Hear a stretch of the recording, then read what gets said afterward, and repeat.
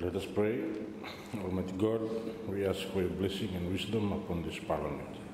Direct and prosper our proceedings to the peace and welfare of the people of Solomon Islands. We ask this in the name of our Lord and Savior, Jesus Christ. Amen.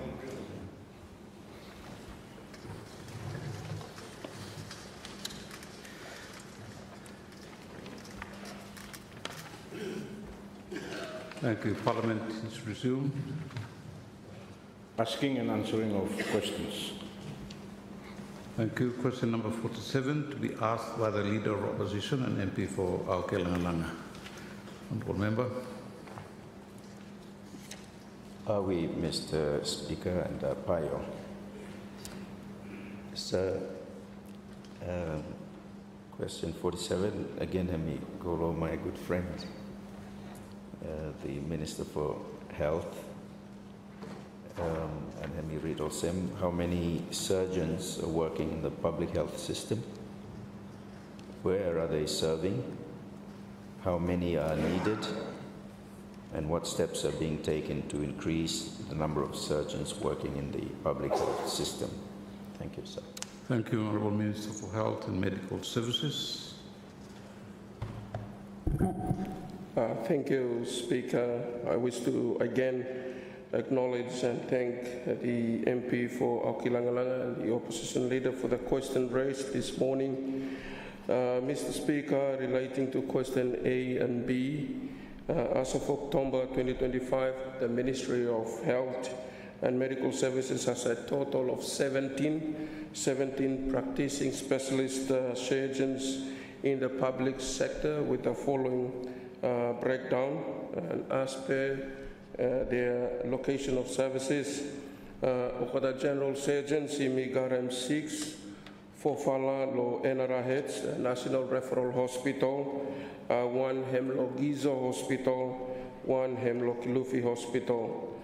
Orthopedic surgeons or the doctors who are specialized Lo Bone, Trifalana Yomigarem, they are all based at the National Referral Hospital. Where the surgeons were specialized for doing eye surgery, ophthalmologist or the column, Trifana, they are all based Lo NRH, National Referral Hospital. There's another group of surgeons called obstetricians or gynecologists or for operating or the women bloyume where garem issues, whether it be a surgical delivery or other issues for women, imigarem fofala, they are all based Lo NRH. Mr. Speaker, for ENT, for surgery, Lo sickness, Lo nose, ear and throat, imigarem one fala, where hemi based Lo National Referral Hospital, Lo Yumi. In terms of human resource development, Bloimi, the ministry is supporting the training and upskilling of total of 15 medical officers in surgical specialties, and current number of Keta now, Mr. Speaker, and I wish to highlight them. Lord General Surgery, currently 5 alana on training. Ophthalmology, where I can Hem 1 on training. Obstetrics and gynecology for the women, 4 falana on training. And then orthopedic surgery for bone, Hemi 4, and again ENT, ear, nose and throat for surgery, Hemi 1 fala. Mr. Speaker, we anticipate that if all current trainees successfully complete him now, training blocketa, we will double the number in the next 5 years, improving access to surgical services across our provinces. Mr. Speaker, let me go to the question C and D, referring to the number needed and future plans below ministry. Based on international benchmark recommended by the WHO and the Lancet Commission on Global Surgery, as well as adaptation to the Solomon Islands population, where Barawa grow, at a rate of 3.5%, and also the disease burden that Imigarem related to the need of the surgery. The Ministry of Health has estimated the following ideal minimum workforce targets. General surgeons, Mr. Speaker, the ideal minimum number where you need him and 15 current, also we say 6 on training, 4 and you got a gap of 4. We must tell them no, the challenge is blue me the leaders here. Ophthalmologist, ideal number where you need him 6 current, you got him 3 on training, 1 gap him 2. You need him another 2 for on training. Obstetricians and gynecologists, Mr. Speaker, you may need him 12. You currently got him 3 on training, him 4, and you got him now 5 or some gap. So there is a big need, Mr. Speaker, if you have statistics that we need more on obstetricians and gynecologists law areas of surgery. Orthopedic surgeons, Mr. Speaker, Imigaram 5, at least Imigaram 4, and current on training M4. So we're looking into buying able for Garam 8, where gap 0, imi closing that for 1 for orthopedic surgery. Ogata for ENT, where ear, nose, and throat surgeons, Mr. Speaker, you may need him ideal minimum needed, hemi 4, current M1, on training M1, and so we have the gap of 2. These figures, Mr. Speaker, are reflecting the growing demand for the surgical services locally country, including life-saving procedures, maternal care now, or care for the mommy or the woman, trauma care, and also non-communicable disease-related surgeries. I think when I said trauma care, all of us, when we are driving, please don't drive and drink. You may also increase the need for the trauma care. So I want to ask our good people across Solomon Islands, when you are on the wheel, ensure that you drink beer, because you are just adding to the current burden that we are having. Mr. Speaker, these figures also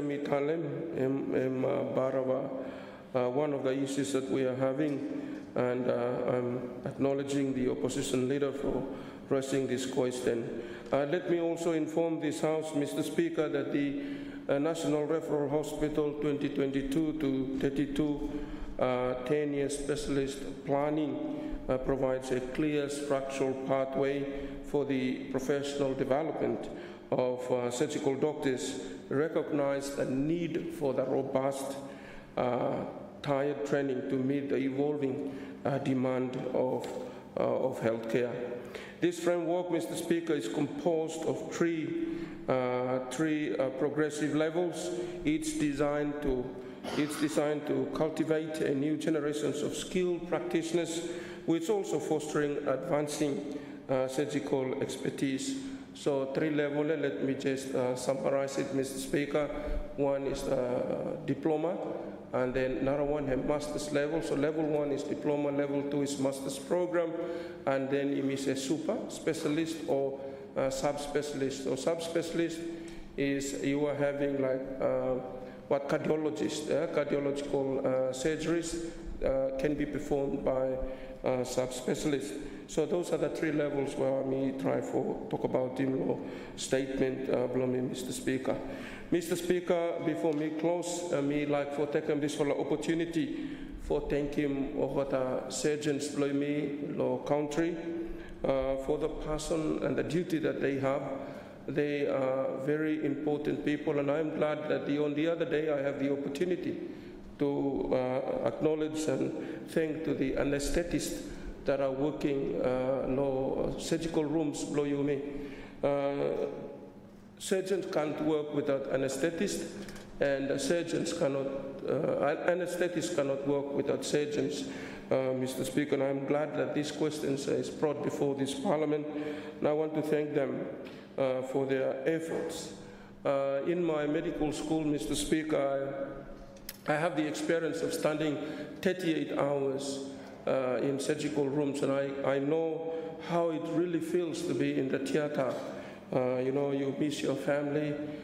During celebrations, believe me, the surgeons are working. Or when we have fun times, the surgeons and the anesthetists are working, and I want to thank them for their effort and the duty of call that they do at the surgical rooms. Surgeons, Mr. Speaker, in the field of medicine, we only have two forms, I must say. One is medicine, another one, knife and fire. Yeah?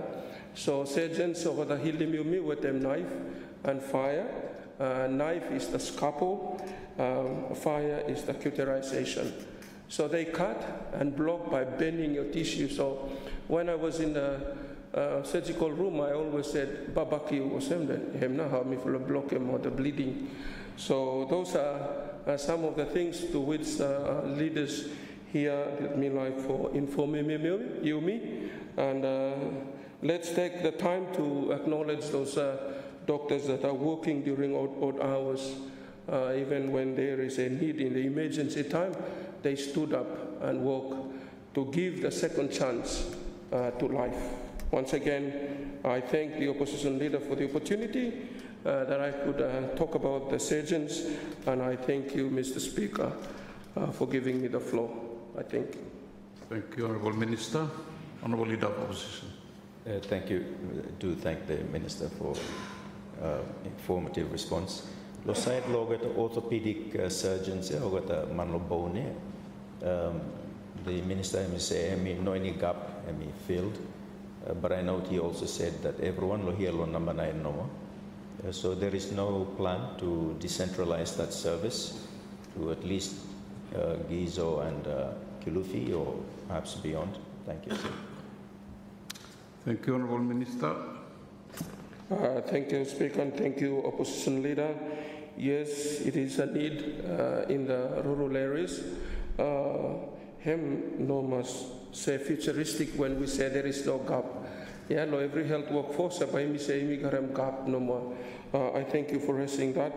I will ensure that our planning team in this area must not put zero low gap. Yeah, let's plan for the future. I thank you for raising the question. Thank you. You may need for decentralizing. Thank you, Honourable Minister. Honourable Leader of Opposition. Yeah, thank you, sir. Just in terms of OBS and gynae, that seems to have the largest gap in terms of existing need for services. If I'm correct, that has the largest gap. And capacity, Bloyumi, I come back to what I said yesterday with regards to when we were discussing anesthetists. The need for Yumi Losinu to move to a fully fledged medical faculty. And Samalo Yumi lo here, time Yumi go to heaven, what no worry body, but you must donate him go here for Dr. Lalane or Kakatem. I would look, this one no money, and can wait him. But make a body or Kakatem or practice lo heme. So perhaps you know, the ministry itself needs to be thinking about that, how we can start. Obs and gynae would seem to me one of our biggest need, because that's half the population here. And we know for sure, by what mommy must deliver. It's not two ways about it. Kind of daddy no like rest here. So we know for sure those services demand for him be consistent and increasing. So that gap would seem to me by him increase all the way no if we don't plug it. And it seems, given space restrictions for UPNG and Longo FNU, that we need to perhaps be a little bit more proactive in pokem a little bit, senior for start wakalohem now. Thank you, sir. Thank you, Honourable Minister. Thank you, Speaker, and I thank the opposition leader. The idea of having a medical school is something that I have informally discussed with some of my counterpart ministers Law Pacific during our our international engagement, we are looking to establish a medical school. Now we need to see whether we have the right economy, the right population, and who our partners are. It is not yet formal, it's the informal discussions when we have international engagement. And for instance, is my counterpart with Minister of Vanuatu, where we talked about especially solving the deficit health workforce across the Pacific. For us, they asked if we could give nurses to Tuvalu, Vanuatu, and other Pacific Island countries. And we need to really upskill, or not only upskill, but improve our medical faculty. I haven't yet had the opportunity to discuss with the Vice Chancellor the needs, even when I went to have a Commonwealth Health Ministers meeting. Even country like Jamaica, in our informal meetings, they also requested me if I could give them nurses. So the recommendations that's put by the opposition leader is something that we need to seriously look into and put more emphasis on writing up or come up with a good business case. Otherwise, we have a medical school and then immunogenic people and the economy to run it. So thank you, opposition leader, through the speaker. Now I will try and look. I will have another meeting next week with my counterpart ministers, and maybe it will be one of the things that I would want to discuss. Fortunately, FNU could accept us, some of our students, and UPNG. So those institutions are the main institutions which they trained our people, but it's good to look beyond those institutions as well. I thank you, Speaker, and I thank you, Opposition Leader. Thank you, Honourable Minister. Thank you, Honourable MP for East Arare. Thank you, Mr. Speaker, and thank you, Leader of Opposition, for the question, and also thank you, the Minister, for your hard work the last few days, taking all these questions and answering them really well. I think in terms of going forward and medical schools, I think we can say that it's a matter of when, not if. I think that is just a population issue for us, economics, as you say, and if we can combine with the other smaller countries in the Pacific, I think it makes sense, economic sense for us. But that's something to really carefully consider. Yeah, Jamaica, it'll be good to see what we can do together there as well. Watagaram CDF too, yeah?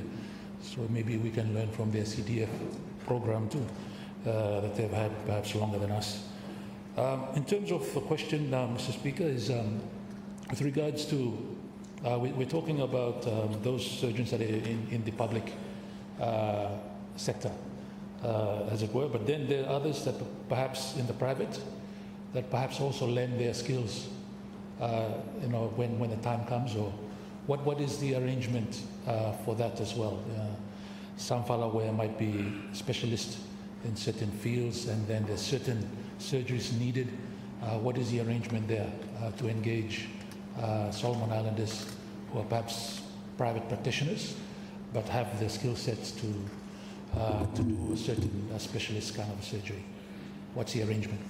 Thank you. Thank you, Honourable Member. Honourable Minister. Thank you, Speaker, and I thank MP for East Arare. I hope I could say that correctly. In terms of having surgeons in the private practice, we do have one that is actively practiced law private, and we have another one that is in the company now. That is where I said earlier on this week that we need to have a dual practice provisions, law you mean, so that you can work law public and also work law private. But I have heard that the one, our only urologist, that sometimes go do him now, TEB, law NRHs, on a need basis. So we need to look into it and also set up a provision. So him now, the Health Service Act, where Ministry and Wakal, I'm looking into the rights for dual practice, both in the public and the private sector. So let's fix our laws first, laws, health governance, and then we could take on board what you have suggested, my good friend MP for Eastern Area. I thank you, Mr. Speaker. Thank you, Honourable Minister. Honourable Leader. Yes, I do wish to thank the Honourable Minister for the responses. It's clear, these areas of need. It's also clear, also Member Blow Istarar Talem, Sinu must step up now. It's a matter of when, but when you mean like next year, no, following year also, you know, like postpone more. Let's get these things done. Our population is going to be 1 million in just a few years. And our economy is able to afford it. Even without other countries in the region partnering with us, we're able to afford a fully fledged medical faculty. The population base for him. Stakloyumi by donating body for what the student practice loem. So there's the clinical basis also. So I think it's just a matter of having the will to say, you may do it now. Start somewhere, slowly work away. There are, of course, other issues also Minister Hemi mentioned, health governance, and good for that law to come. And a public health insurance scheme, good for Ivaluluk Lohem, have a policy Lohem that could pick up some of the financial burden that need not be imposed on the public on the budget. So these are issues that are critical to making sure that we have a reasonable healthcare system that is adequately supplied by health professionals in a timely manner. These are very important policy considerations. With those comments, I do again wish to thank the Minister for his responses. Thank you, Honourable Leader of Opposition. Next question, question number 67, to be asked by the Leader of Independent Group and MP for East Malaita. Honourable Member. Thank you, Mr. Speaker. Question 67, Law Order People and Mblomi for Minister of Law, Police, National Security and Correctional Services. Is the government intention to establish a military force? If so, what would be the rationale of having a military force? 2, how will it complement or differ from the existing police force? And 3, how will it impact existing regional security arrangements? Thank you, Mr. Speaker. Thank you, Honourable MP for East Malaita. Honourable Minister for Police and National Security.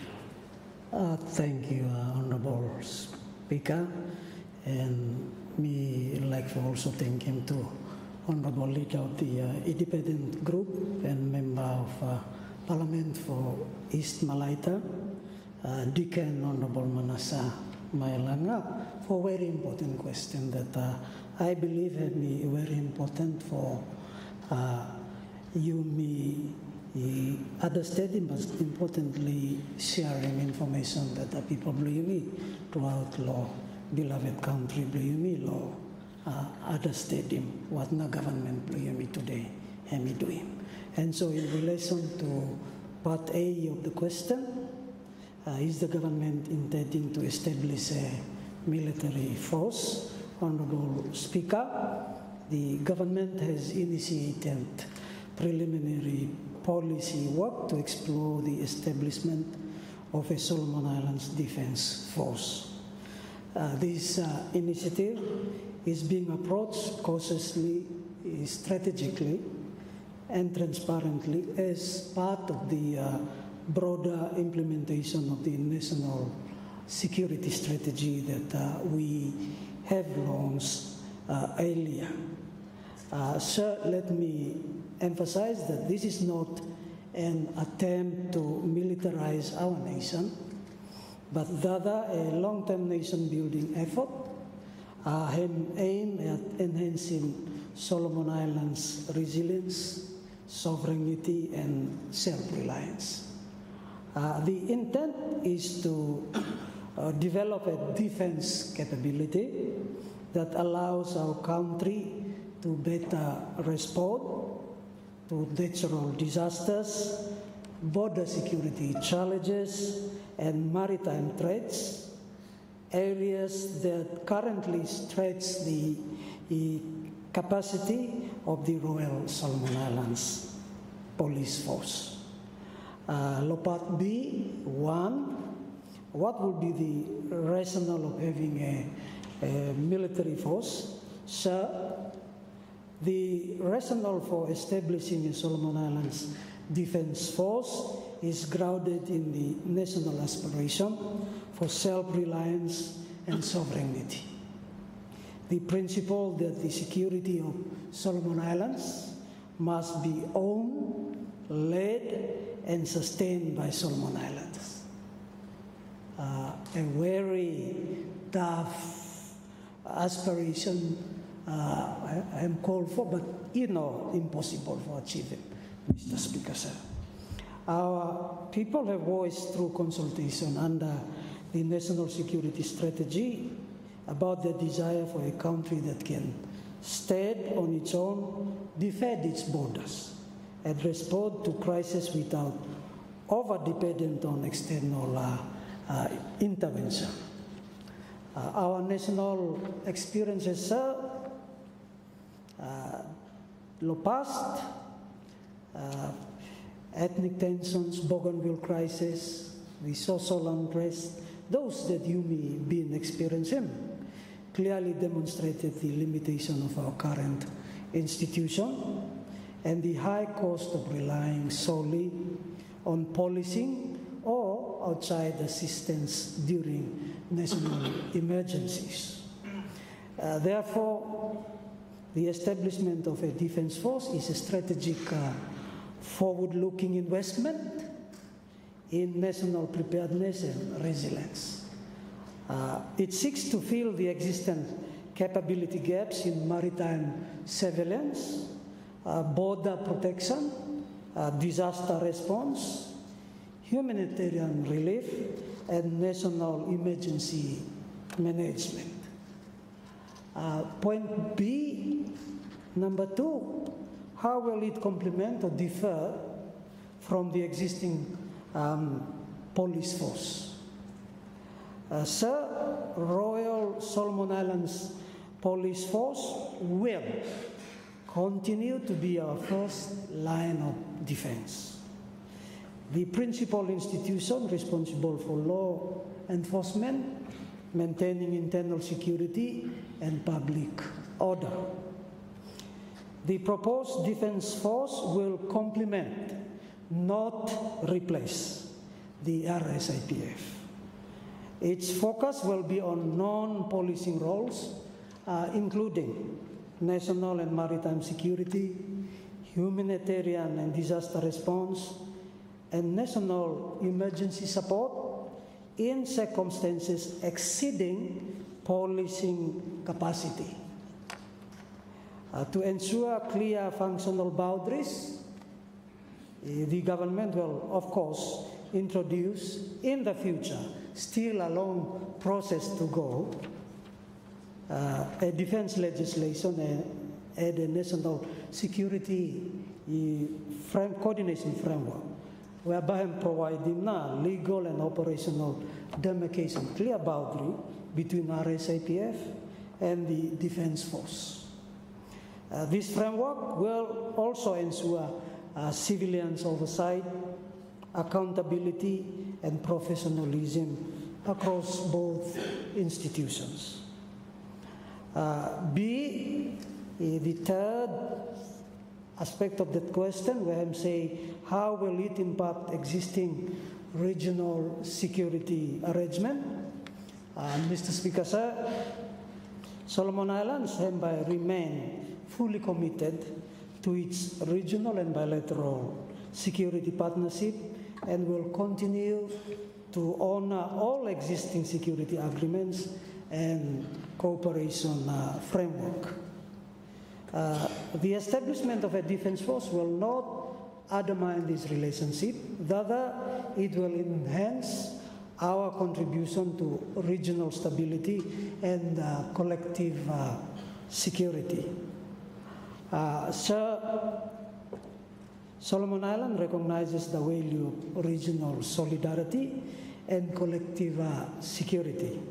But we acknowledge that true security must begin home below Yumina, and that is a responsibility where we all are responsible, whether at home, faith-based institution, schools below Yumi, and those, of course, in our law enforcement institutions like RSIPF. While external partnership will remain important, they must be complementary to our national priority, not substitutes for our own responsibilities. Sir, on that note, we will also draw lessons from our Melanesians and Pacific brothers. We acknowledge Papua New Guinea's recent Puk-Puk Treaty with Australia. We will consult PNG to learn more about how their defense cooperation preserve national sovereignty and constitutional control. Fiji, through its National Security Strategy 2025 to 2029, has taken a principled stand against allowing foreign military base on its soil, while continuing to engage partners through transparent, cooperative security arrangement.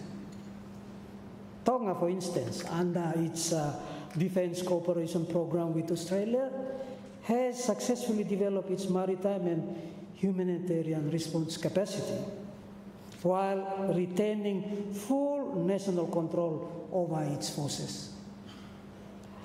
In the same spirit, sir, Solomon Islands will continue to participate in regional frameworks such as the Biketawa Declaration and the Boe Declaration on Regional Security, which call for self-reliance, cooperation, collective action against evolving security threats, awesome transnational crime, and for Yumi, Solomon Island and Pacific Island, to climate change and natural disaster-related security threats and experiences.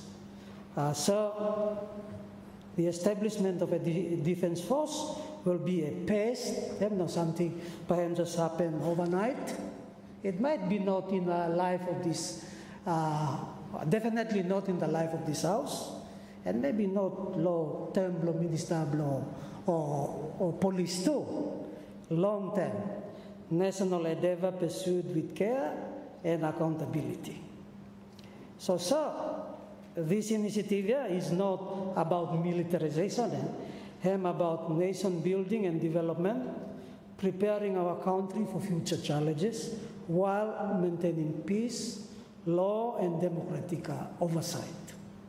By learning from Okata brothers Blue Yumi and sister or Pacific neighbors like Papua New Guinea, Fiji, and Tonga, Solomon Island can develop a defense capability that is sovereign, lawful, and cooperative in our view. Gold Blue Yumi is a security architecture that is uniquely Blue Solomon Island, rooted law sovereignty Blue Yumi, guided by law and strengthened by strategic partnership that support, not substitute, our national responsibility. Within the done, it is only fitting for Yumi continue to acknowledge him and thank him RSIPF.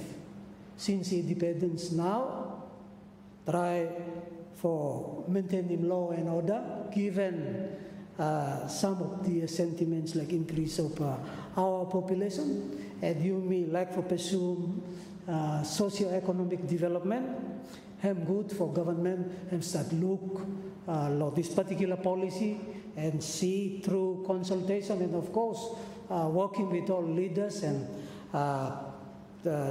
every stakeholders to see that Yumi establishing in the future a sovereign Solomon Island Defense Force.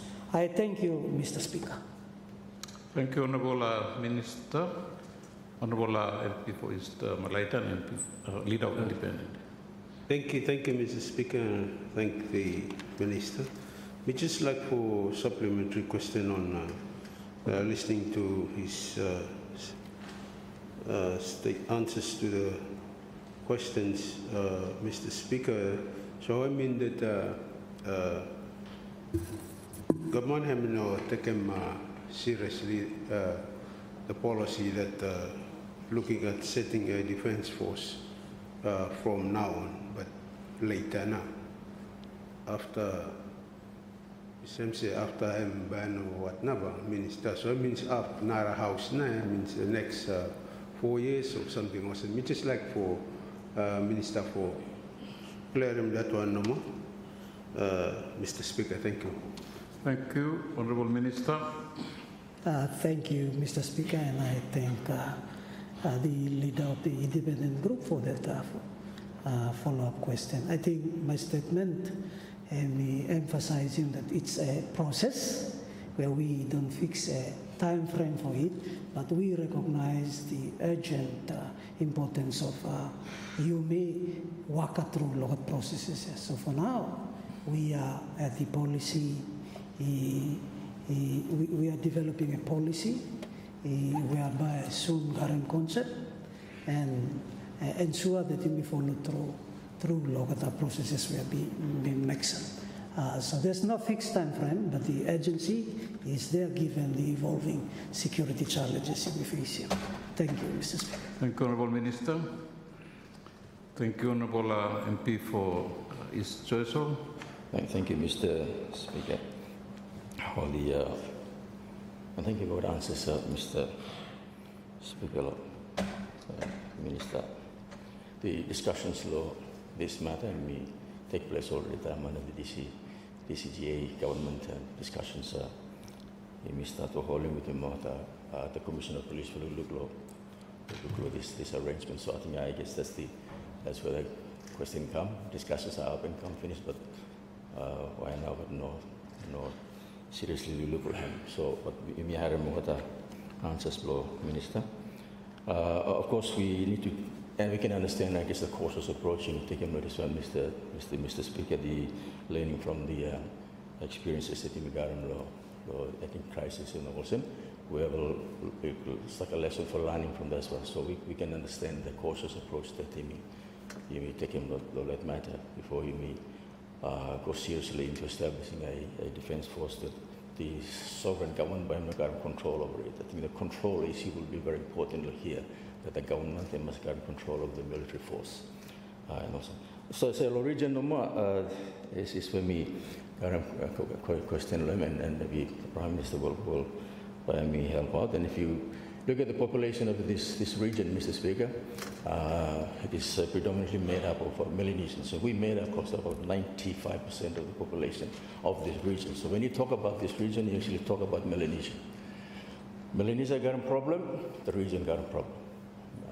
Mr. Speaker. So this idea of even though jam go forum first time, even start with the Melanesian Spear Group.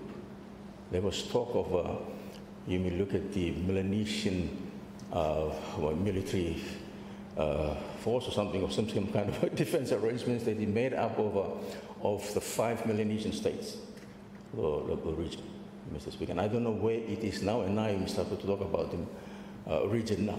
I think we better start with him, our own region, bring the Prime Ministers in, Mr. Speaker, talk local, let's not be, isolated himself. I heard Papua New Guinea is brokering, of course, the peace, the peace treaty with him, America, already, and the treaty is so wide, Mr. Speaker, that it's allowing military assets of American land anytime without any permission. And those are serious matters that we may need to discuss as a security region. Under our strategy, Mr. Speaker, that no any military assets from foreign country, land in this country without the permission of the Prime Minister, Mr. Speaker. That is not what is happening in Papua New Guinea. So that matter we need to look like as well too. So, but I think the question is, where are we? Lord, this whole matter of Melanesian Spear Group security arrangements, so that you may take the lead or if there is any issues, lo reach Mr. Speaker. Thank you, Honourable MP for East Churchill. Honourable Minister. Thank you, Mr. Speaker, and I understand there are other broader policy issues in relation to MSG that the Prime Minister might also support him in terms of response, but specifically in terms of me acknowledging na MP for East Choizo, important comments, and of course, yes, it's been a policy that several government would try to pursue, an agency below Yumi, Lolukem, Yumi start for Wakalohem. In terms of our policy, of course, as I've said, first, homeland. And our current arrangement, we recognize the importance of reaching out to our closest and, of course, MSG group first. And so in all current assessment law, security threats and possible call for assistance or something, we place Papua New Guinea and what Melanesian countries being as our next bilateral regional partner for supporting Yumi. And so I agree that and can confirm that that's where we will be actually going in terms of how Yumi come and finalize him now, or the concept Yumi time we developing now, our security. Our defense force, and of course, have been captured law, RSIPF cooperation law countries. In terms of MSG, I will allow the Prime Minister for him to make comment like that. Thank you, Mr. Speaker, sir. Thank you, Honourable Minister. Honourable Prime Minister. Thank you, Mr. Speaker. Let me thank the leader of the independent group and the MP for East Malaita for the original question, and of course for the supplementary question raised by the honourable member for East Choiseul on this matter. Yes, in terms of the approach that we are taking as a government, yes, the approach is once our bilateral, so once our national mechanisms are not capable to respond to any emergency, then the next step is to look to our Melanesian neighbors, that is the MSG.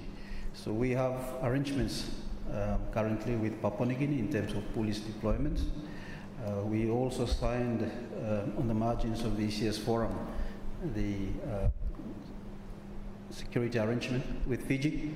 So these are avenues that we, within the MSG, that we can use in the event that we need those support. So it will be based on our request before we go out to the forum. So the MSG arrangements are there, especially with Papua New Guinea, and of course now also with Fiji.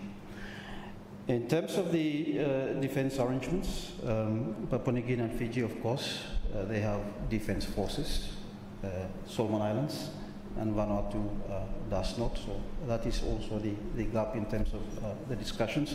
The discussions within the MSG space, in terms of the MSG having the MSG military force, basically to respond not only in terms of conventional security threats within the MSG, but also non-conventional in terms of natural disasters and probably other threats.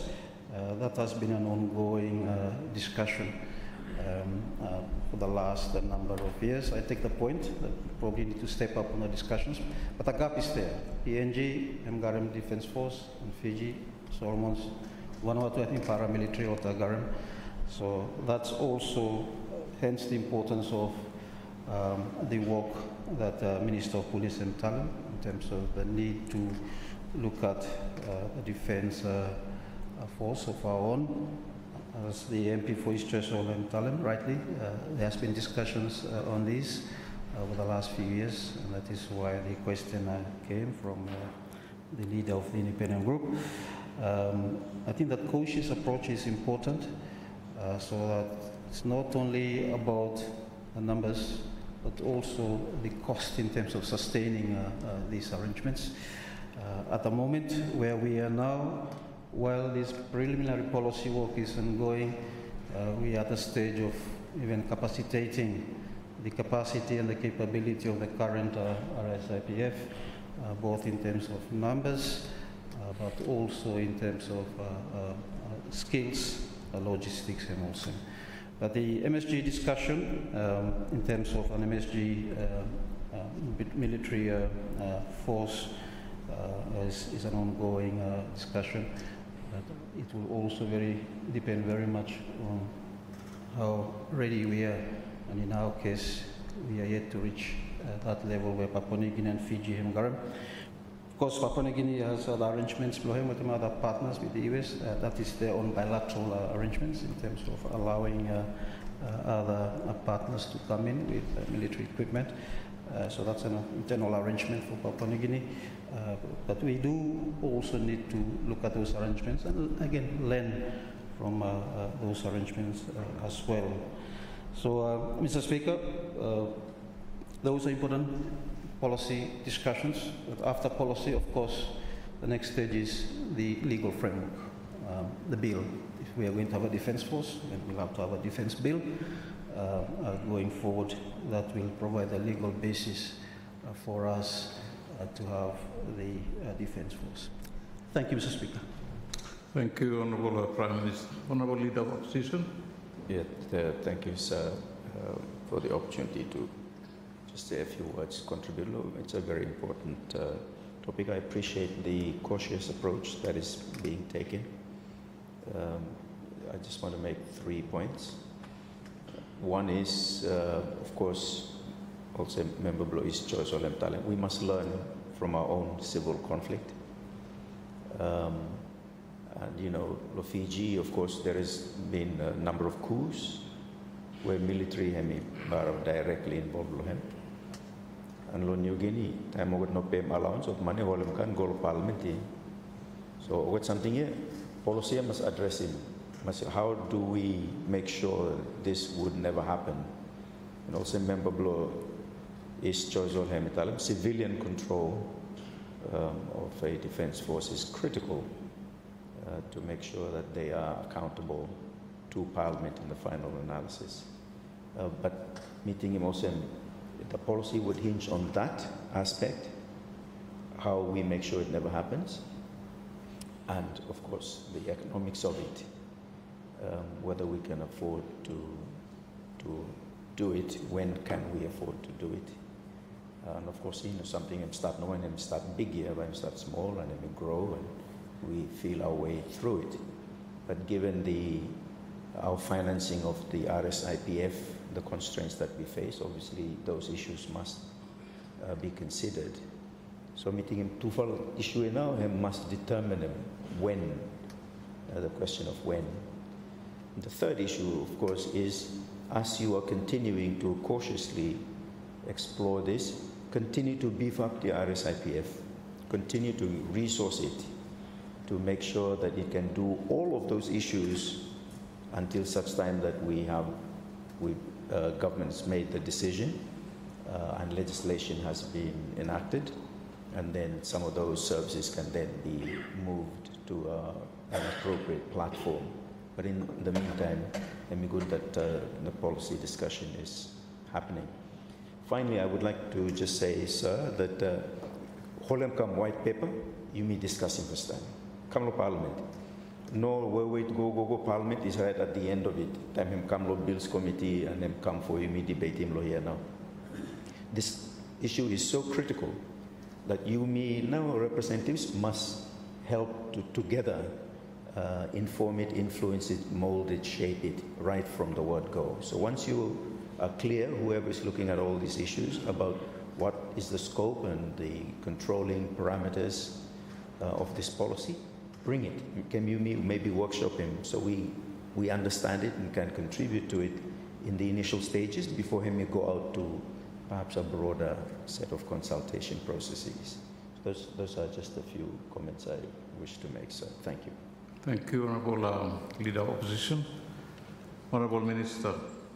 Thank you, Mr. Speaker, and I wish to sincerely thank the Leader of Opposition for very important policy observations, and I can assure you, Mr. Speaker, sir, that some of those, especially 1, 2, 3, we are actually taking those strategic policy direction in ensuring that we are doing the right thing. And I like the last recommendation for a white paper to come so that we all can contribute in developing this very important security institution that we aspire to have. Thank you, Mr. Speaker. Thank you, Honourable Minister. Honourable MP for East Malaita and Leader of the Independent Group. Thank you, Mr. Speaker. We just like for thanking Minister for answering all the questions, and thank you for my colleague members too for supplementary questions. Thank you, Mr. Speaker. Thank you. Let us now move on to our next item of business. Motion number 21. The Honourable Minister for Public Service, please. Thank you, Mr. Speaker, sir. I move that Parliament resolve to suspend Order 48, subsection 5B1, in accordance with Order 81 of the National Parliament of Solomon Islands Standing Orders, to permit the commencement of the second reading debate on the day following introduction of the motion that the Public Service Bill be read a second time.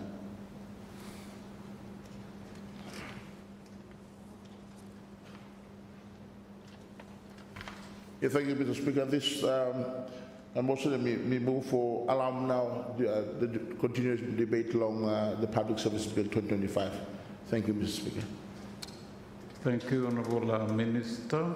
Honourable members, it is proposed that Parliament resolves to suspend Standing Order 48 5B1 in accordance with Order 81 of the National Parliament of Solomon Islands Standing Orders, to permit the commencement of the second reading debate on the day following the introduction of the motion that the Public Service Bill be read a second time.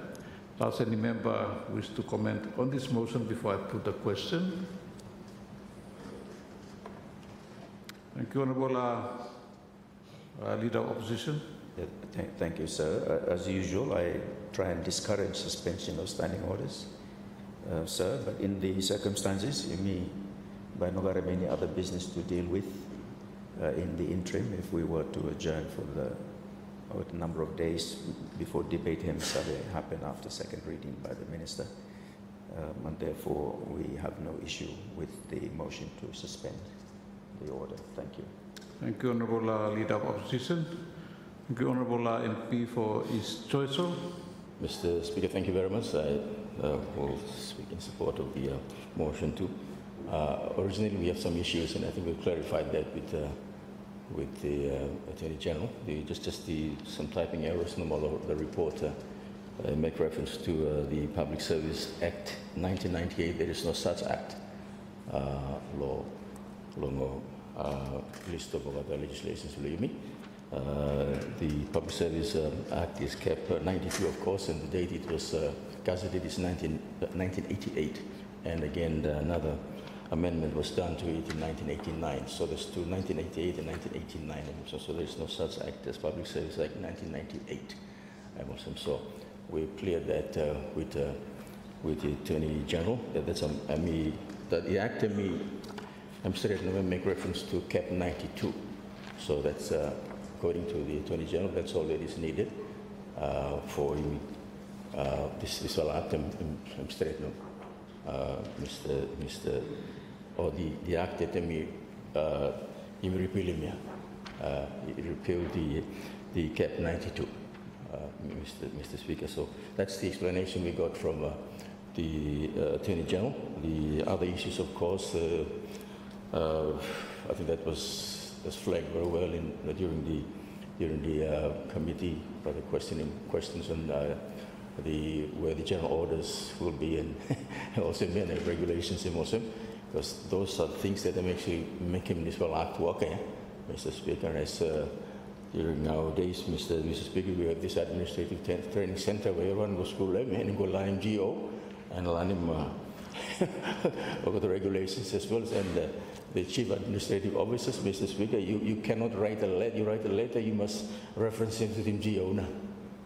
What GO now you're referencing before it makes sense. So no more you know fit for Wakalo there now, Mr. Speaker. So that's how strict we are during those days, referencing what we do in the administration of government through all the regulations and orders that we got. But those are matters that will be raised during the maybe the committee stage, the debates, and when the response is made, we say where these things are, Mr. Speaker. So I think at this point in time, we might go along with the leader of the opposition. There's no issues there. We can start the debate. Maybe the members of the committee go quite faster now. If somehow by start to reading Mr. Report and so maybe next time the colored Memories are trying for reading this one, but if we can blue, maybe white, white print him, white print sometimes I read him this one, but we struggle a little bit for reading now. Mr. Speaker says in blue and then black print, and find it very difficult to read the recommendations, which is the very important section of the report. In one glance, we should be able to pick up Madam now or the body of the report and Mr. Speaker. So I think with that said, we know Garamani will support the leader of the session. We will support him on behalf of my leader. Thank you very much. Thank you, Honourable MP, for his choice. Any further comments on that before I ask the Minister to respond to those observations that have been raised? Thank you. If there is none, Honourable Minister. Thank you, Mr. Speaker. I'd like to thank my opposition leader and the MP for his choice for their comments. Those comments are noted and will be taken care of. Thank you. Thank you, Honourable Minister. I will now put the question. The question is that Parliament resolves to suspend Standing Order 48.5b1 in accordance with Order 81 of the National Parliament Solomon Islands Standing Orders to permit the commencement of the second reading, a debate on the day following the introduction of the motion that the Public Service Bill be read a second time. With those in favour, say aye. Those against, say no. I think the ayes have it. The ayes have it. The motion is therefore passed. Order 48.5b1 therefore stands suspended. Bills, second reading, the Public Service Bill 2025. Thank you. May I kindly ask, we're going to delve into the introduction or debate, remind members to comply with the rules of debate set out in our standing orders. The floor is now open for debate. Thank you. Honourable Leader of Opposition. Mr. Speaker. Sir, I thank the Minister for introducing the bill to the House yesterday. I wish to also thank the Permanent Secretary and his team at the Ministry of Public Service, who have done immense work to get the bill to the House in its current form. I must also, sir, register my appreciation for the approach the Ministry has taken in their proactive engagement with the Bills Committee, which has resulted in a number of amendments to further clarify and strengthen the bill, as was referenced by the Minister yesterday. Sir, the committee was particularly impressed by the Ministry's genuine attitude when considering the recommendations by the committee. They were, sir, not unnecessarily defensive, but showed a sincere desire to strengthen the bill. Other ministries, sir, would do well to emulate their example in this matter. Of course, when one's work is being criticized, it is only human to be defensive, sir. Politics seem to make this worse sometimes. However, as we are making law for the country, Mr. Speaker, we all share the common interest to ensure the laws are as good as they can be before enactment by Parliament. It just needs understanding, is why I am raising it. The committee, Mr. Speaker, would be failing in its responsibility if it were not giving careful, thorough, and oftentimes critical analysis of bills that come before it. Sir, I wish to also thank the Ministry for providing lunch on some of the days of the inquiry so that we could transact the inquiry efficiently, because some lunch hour will go ahead no more. Other ministries must copy their fine example in this matter. It's an important Christian virtue. Bring lunch. Sir, in seeking to understand why this bill is necessary, it is important to first understand the purpose, or why a public service bureaucracy is an indispensable and necessary part of a functional state and government. At the very basic level, Mr. Speaker, you cannot have a state without a public service bureaucracy, nor can you have a government without a public service bureaucracy. One could go further, Mr. Speaker, and say that you cannot have a country even without a public service bureaucracy. It is that basic and essential. Sir, to be deserving of the description, a country must be a state and have a government. That government, to be effective in doing things, needs a bureaucracy that will implement its policies and plans and deliver services to the citizenry of the country. The public service bureaucracy, sir, composed of non-elected specialized civil servants, is the administrative engine that translates political decisions into practical reality. The necessity of a public service bureaucracy stems from its ability to provide order, expertise, and continuity in governance. Mr. Speaker, we saw during the tensions when government, and by extension, the state, were severely weakened by the conflict, the public service bureaucracy ensured that services like health, education, and other services were still being delivered. The public service is that essential to a country. Sir, small countries such as ours really struggle with affording the cost of maintaining the bureaucracy necessary to have a functional state and government. Each time Parliament passes new laws, sir, it almost always adds to the burden of work that the bureaucracy must perform. It is either existing employees will have increased workloads, or that additional staff are needed. In our current context, sir, the cost of the bureaucracy is by far the largest share of the annual budget that Parliament must appropriate so that government can function. It is to afford the cost of the bureaucracy, sir, that in the first instance, taxes are levied. So it must be clear, sir, that having a public service bureaucracy is absolutely essential to maintaining a functional state and government. When we talk about government providing services to the people, it is the public service that is the primary vehicle for delivery of such services.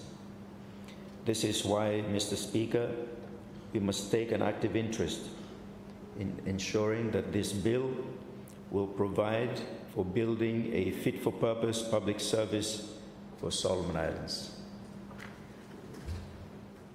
Sir, it is a policy objective to always ensure that the public service bureaucracy is never, at any time, sir, bigger than it needs to be. Governments have a responsibility to ensure that the public service is efficient, which means that it is affordable for the services it is meant to provide. If the public service is undermanned, sorry about the gender biased term, but not enough people, it is highly likely service delivery will be adversely affected. If, sir, on the other hand, it is overmanned, too many people doing too few tasks, it would be very inefficient and would have some idle officers, which over time would begin to affect morale and discipline in the service. So it is vitally important, sir, that the executive government keep a very close eye on the appropriate size of the public service relative to the services that must be delivered. Of course, Mr. Speaker, there will be times, given economic circumstances, that even though the level of services to be delivered requires a certain size of the public service to be maintained, but the economy, and by extension the government's revenues, are unlikely to afford it. In such circumstances, Mr. Speaker, government would be compelled to reduce the size of the public service, even if service delivery suffers as a result. There would be other times, sir, when, due to changing circumstances, the public service would need to be reoriented or restructured to make it more focused on certain policy or service delivery objectives. In our democracy, Mr. Speaker, under the Westminster system, the people elect their representatives to Parliament. Out of their number, the executive or political government is formed. The political government, of course, comes and goes. The political government provides policy leadership and gives overall direction to the country. Such policies, sir, may be legislated into law. However, the political government on its own does not implement the policies and laws. That responsibility, sir, befalls the public service. In other words, in a democracy, the people mandate their representatives to provide policy leadership, decision-making, and law-making. This ties policy decisions and law-making directly to the people's mandate. The public service, sir, is unelected and must not usurp the role of elected representatives in determining policy directions. This is why it is important ministers take their roles very seriously, sir.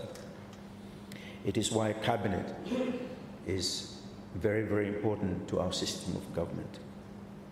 And once the policy decisions are made, Mr. Speaker, it is the public service that implements the decisions. It is not the place of politicians to be directly implementing policy decisions. Of course, you may got a CDF where you may implement direct. That's another debate for another day. This, sir, is the boundary between political leaders and the public service. Ministers must not let PSs make policy.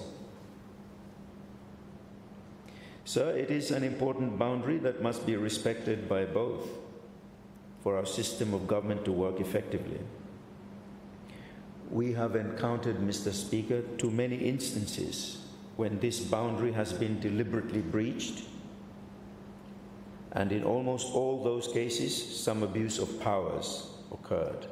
In other words, when the boundary is blurred or breached, the result is almost always corruption, abuse of public powers, or such other vices. Mr. Speaker, both elected representatives and unelected public servants are trustees of the people of Solomon Islands over the powers and resources vested in them through the public offices they occupy and possess. This principle of trusteeship, Mr. Speaker, is the critical foundation to all public service. It is when individuals in public office, either elected or appointed, ignore, neglect, or disregard this principle of trusteeship that abuse and corruption occurs. So it is important that this principle of trusteeship is taught in IPAM as a core subject in its offerings on ethics, and that concrete real-life case studies from our own recent experiences, we have many of them. These case experiences are used to demonstrate the principle as applied in real-life situations and decision-making. Sir, what might be the core functions and perhaps some benefits of having a public service, one might ask, or even some characteristics that mark a good public service bureaucracy? As I have stated earlier, sir, in essence, a state or government must have a public service bureaucracy because it is the most efficient, consistent, and rational way to implement and enforce laws, manage public resources, and deliver essential services to citizens. There are, I would suggest, and administration, consistency and fairness, efficiency and continuity, a merit-based system, accountability and transparency, and responsiveness and continuous improvement. Let me tackle each one of those very briefly. Under implementation and administration, sir, and policy execution, the bureaucracy is responsible for the doing. The thinking is left to political leaders, thinking, setting policy direction. The doing is left to the bureaucracy, taking the laws and policies enacted by Parliament and the executive branch and turning them into actionable programs. Examples, of course, include running schools, managing hospitals, maintaining infrastructure, collecting taxes, and so on. Specialized expertise, sir. Bureaucrats are often career professionals and experts in their fields, finance, public health, engineering, and so on. This specialization, sir, ensures that complex policy details are handled with technical competence and professional knowledge. Tasks are clearly broken down and assigned to specialized expert officials, leading to greater competence and efficiency. Yumi or electem Yumi, not necessarily expert law anything. We could be jack of all trade or jack of none, but in a bureaucracy, there is need for such specialized expertise. The second characteristic, sir, is consistency and fairness. Under that, rule of law, by operating under a predefined system of rules, regulations, and standardized procedures, sir, a bureaucracy ensures that similar cases are treated similarly. This reduces the risk of arbitrary decisions and helps maintain legality and order. Decisions and procedures, sir, are based on consistent written rules, ensuring predictability and uniformity in operations. Impersonality, sir. Decisions are made based on established criteria rather than personal favoritism or political connections or one-talk system or bias. Rules are applied universally without favoritism toward individuals or personalities. All citizens are treated equally under the law and standard operating procedures. Sir, this impersonality promotes fairness and helps eliminate corruption. Here, Mr. Speaker, I think we struggle with cultural obligations and the pressures of the one-talk system. We, sir, have to acknowledge that we have a particular cultural context, but we must ensure that obligations arising out of culture does not erode or compromise the trusteeship principle. Political neutrality, sir. Public officials must execute policy impartially, remaining separate from political motivations or partisan bias. I suppose, sir, this is the reason why public officials wanting to contest elections must first resign their positions. It is in everybody's interest, sir, to ensure the political neutrality of the public service. Politicians must not drag public servants into politics, and public servants must resist the temptation to be politicized. It is incumbent, sir, upon both public officers and politicians to protect the political neutrality of the public service. It is important the public service implement the policies of the day, Mr. Speaker. The public service must not assume upon itself any discretion as to whether or not government policy should or should not be implemented. It simply must implement. Further, Mr. Speaker, when being directed by a minister, a public official is duty-bound to give advice that is politically neutral, guided only by legality, ethics, and best practice. Another characteristic, sir, is efficiency and continuity, and under that, hierarchy and accountability. A clear, sir, hierarchical structure and division of labor streamline operations and define who is responsible for which decisions and tasks. This structure maximizes efficiency and allows for better coordination and control. There is a clear, fixed chain of command and control, ensuring accountability and coordination. The buck has to stop somewhere, Mr. Speaker. Someone must bear responsibility for decisions and actions taken within the structure of the public service. Organizational memory, sir. Through extensive record keeping, the bureaucracy maintains continuity and organizational memory. This allows government operations to follow precedent, learn from past experience, and function seamlessly, even as elected political leaders change. This also ensures precedence is respected and provides certainty and predictability of decision-making. The fourth characteristic, sir, is a merit-based system. Professionalism, sir. A well-functioning bureaucracy uses a merit-based system for hiring and promotion, where civil servants are selected based on qualifications and job performance rather than political patronage or one-talk relationships. This commitment to professionalism, sir, is key to effective and non-partisan public service. The fifth characteristic, sir, is accountability and transparency. The administration's processes, sir, rules and decisions are open to scrutiny by oversight bodies like Parliament, by its committees, or the Ombudsman, or the Auditor General, and of course scrutiny by the public. This, sir, must not be feared, but welcomed.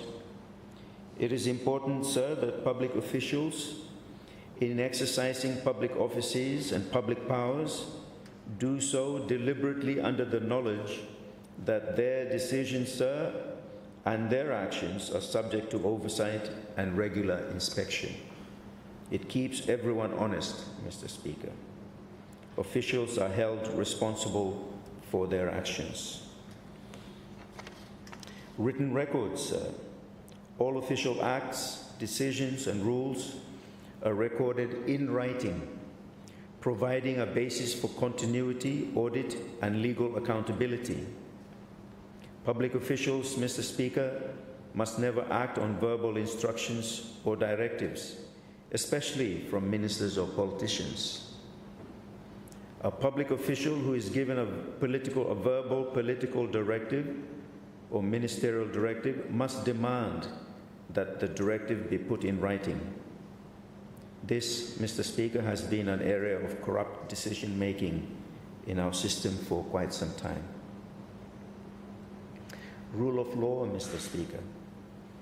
Actions must be taken in strict accordance with the law, policies, and established good practice, respecting the rights of those concerned and recognizing that an appellate body may inquire into any matter if appealed by an aggrieved party.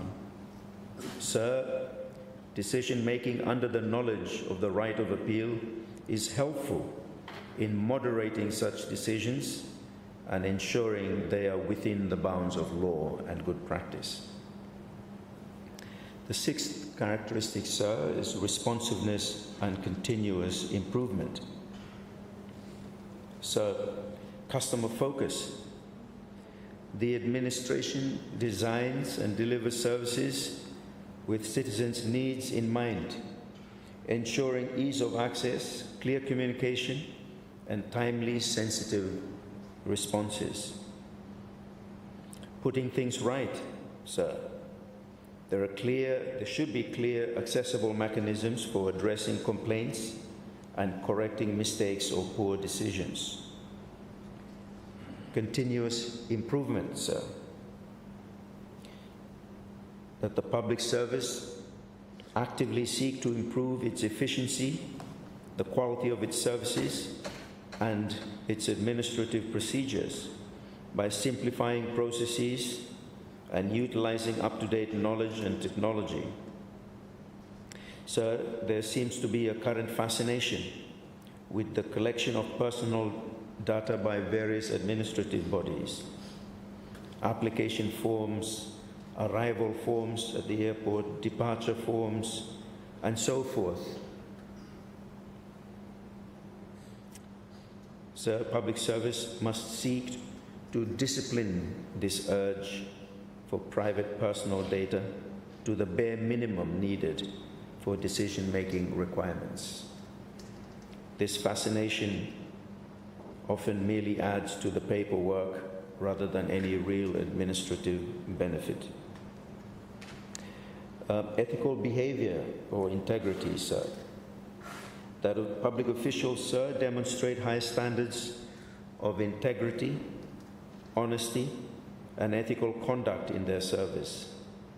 Integrity, Mr. Speaker, is who a person is when they are alone and when they're not being watched. When faced with a gray area or a silence in the law, Mr. Speaker,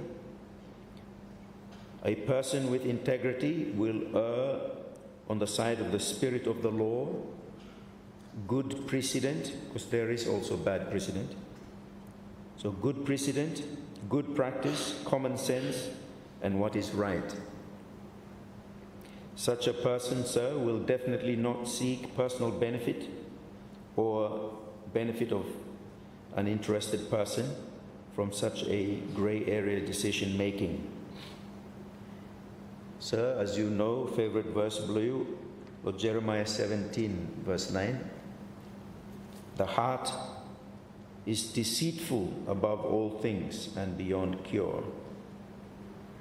This is why, sir, it is important that laws are clear and administrative mechanisms and tools are put in place to protect all who exercise public offices and powers against their own worst instincts and against the temptation from others.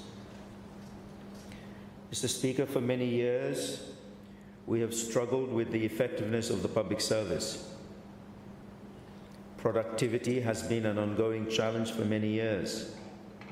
Performance measurement, sir, and reviews are an essential tool to ensuring accountability for any lack of effectiveness and for the low productivity.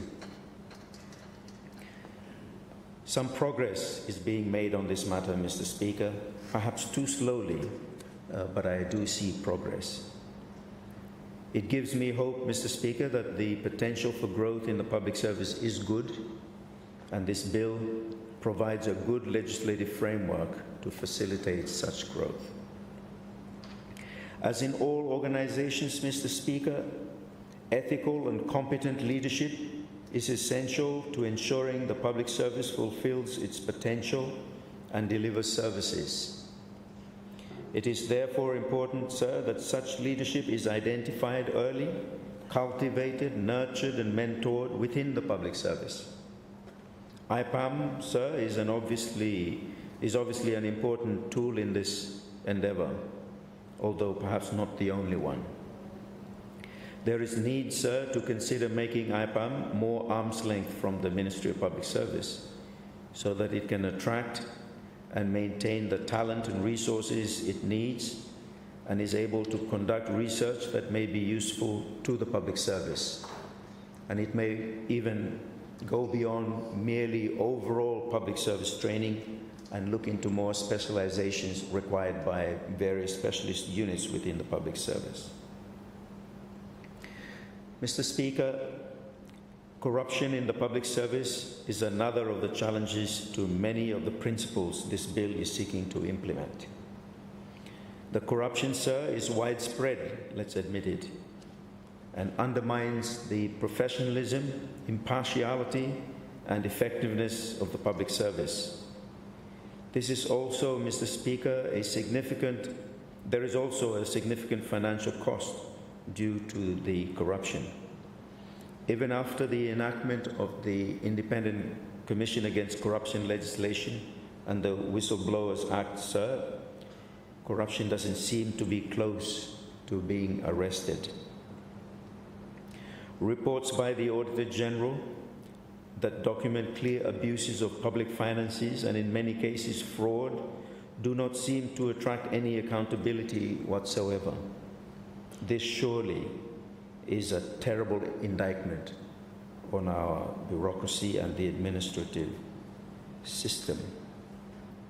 In other democracies, sir, if there is abuse in a ministry, the most senior official, and quite often including minister, would resign, accepting responsibility for the abuses occurring under their watch.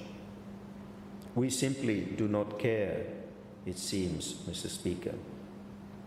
This, sir, is an indictment on our public service and political culture. For the sake of Solomon Islands and for the sake of Solomon Islanders, we must do better. We must make every effort to be better.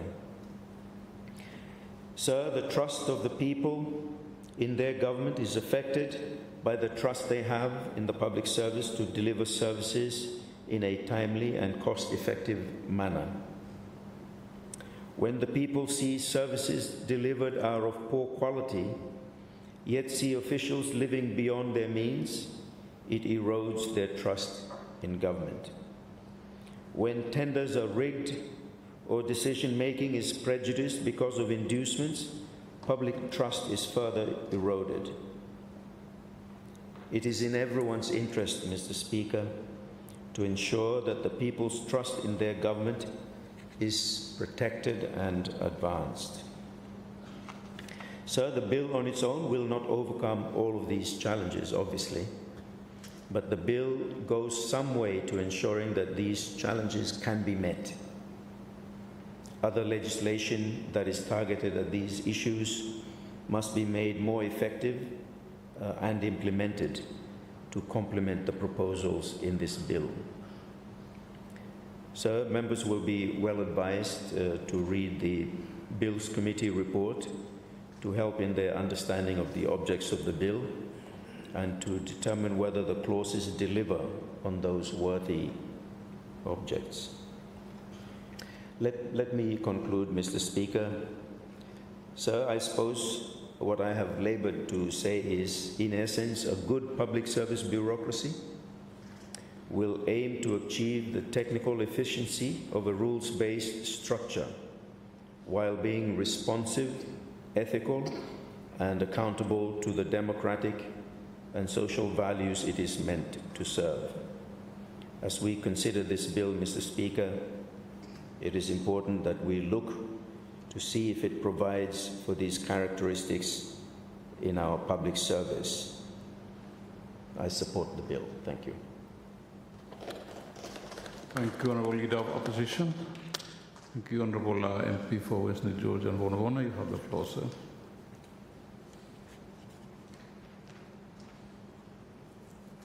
Thank you, Mr. Speaker, and thank you for recognizing me to take the floor. And also, a morning age, or good morning to everyone in this honourable House, and also those who are listening elsewhere. I rise with gratitude for the opportunity to speak to this House on the Public Service Bill 2025.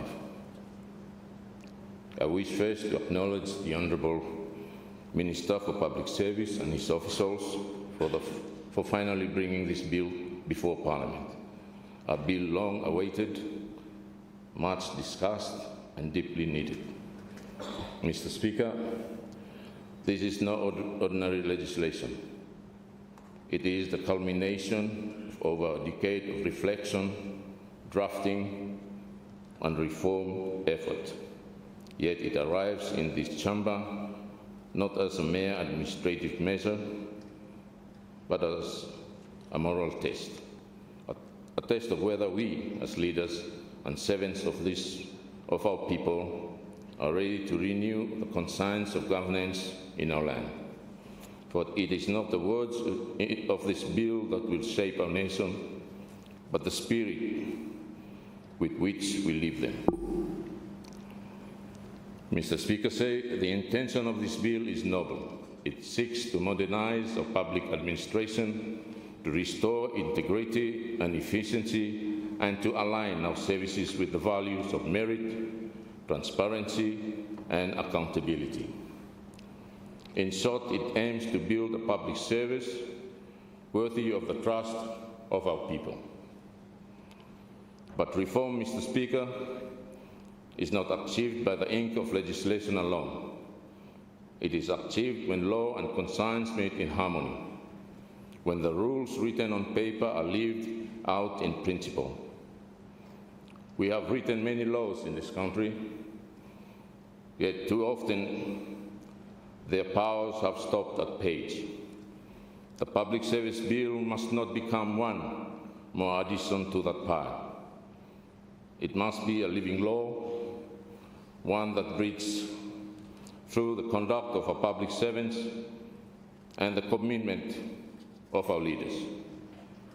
The purpose of this bill, therefore, is not only administrative, it is moral, and it calls upon us to remember that governance is not a privilege of the few, but a sacred for the many. It calls upon us to reawaken a service that has grown weary, to rekindle a spirit that has grown dull, and to restore faith where faith has been lost. Mr. Speaker, as I read this bill, I hear in its pages a quiet plea, a plea for leadership, for responsibility, and for the return of honor to the machinery of government. Mr. Speaker, let me speak plainly. Our public service is in crisis. Not a crisis of numbers or knowledge, but a crisis of spirit. It suffers from what I call bureaucratic inertia, that quiet creeping paralysis that resists change and rewards complacency. It is a disease that wears the mask of order but hides decay underneath. It is seen in offices where files lie untouched, where decisions are postponed until they fade into irrelevance, where innovation is treated at risk, and where silence is safer than service. This inertia is not the fault of individuals alone.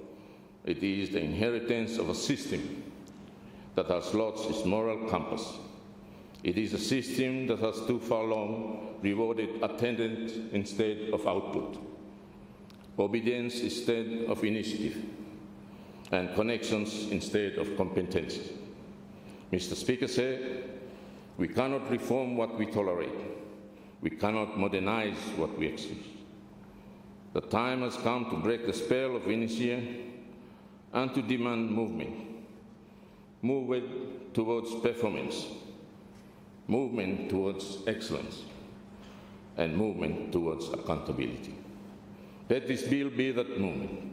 Let it draw a line between what we have been and what we must become. Let it declare that public service is not employment, but stewardship. Not a job, but a calling. Mr. Speaker said, every reform begins with leadership. We may build systems and write policies, but without ethical leadership, these are like ships without captain. Leadership in the public service must be moral before it is managerial. It must be rooted in humility, guided by duty, and sustained by vision. The late Solomon Malolen once said, public office is a public trust. That phrase must echo again in these halls, for it captures the heart of true governance. A public officer does not hold power. He holds responsibility. He does not command privilege. He carries burden. Mr. Speaker, the true leader in the public service is not the one who controls others, but the one who empowers them, not the one who seeks glory, but the one who seeks good. Public service must rediscover that ethic of servant leadership, leadership that listens, that cares, that sacrifices, and that leads by example. For the character of the nation is reflected in the character of those who serve it. When leaders act with integrity, the people regain hope. When leaders serve with humility, institutions regain honor.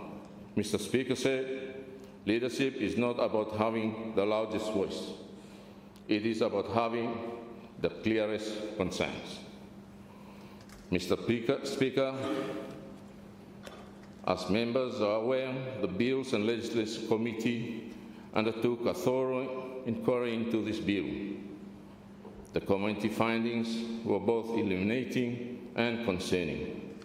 They reveal not only gaps in the draft, but weaknesses in our institutional architecture that go far beyond this single law.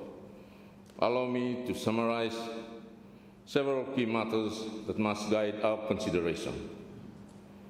The bill in its ambition risks legislating too much.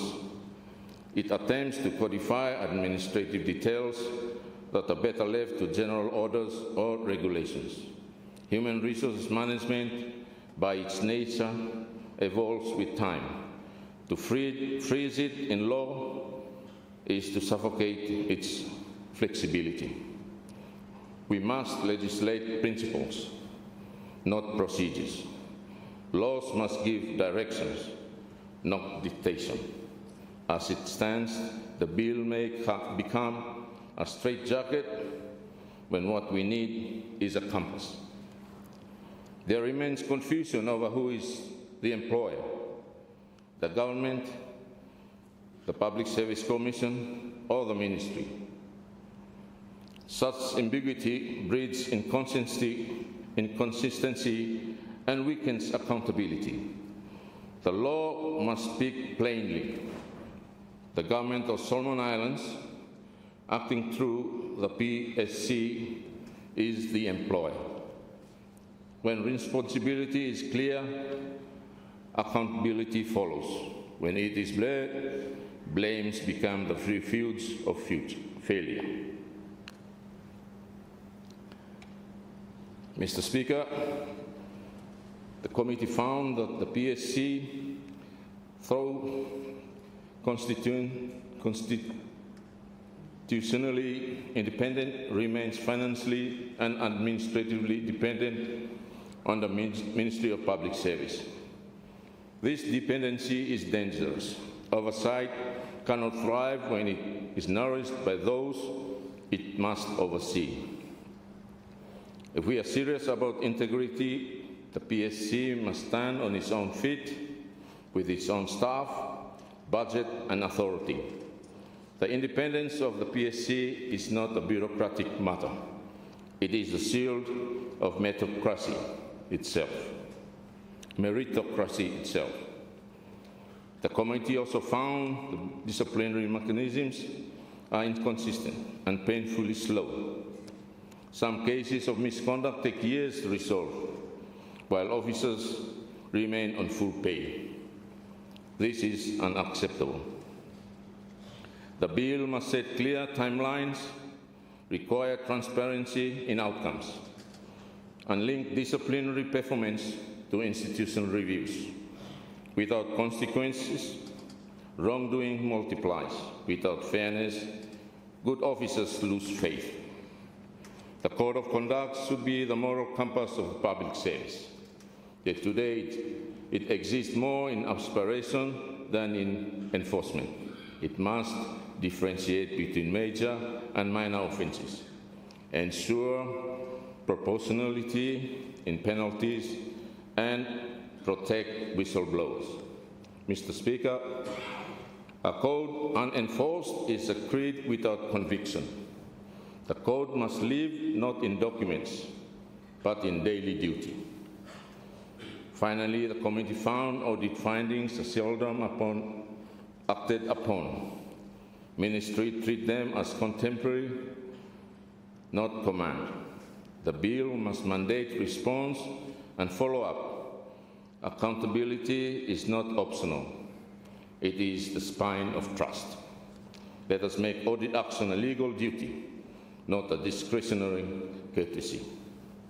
Mr. Speaker said, allow me to highlight certain clauses that merit refinement.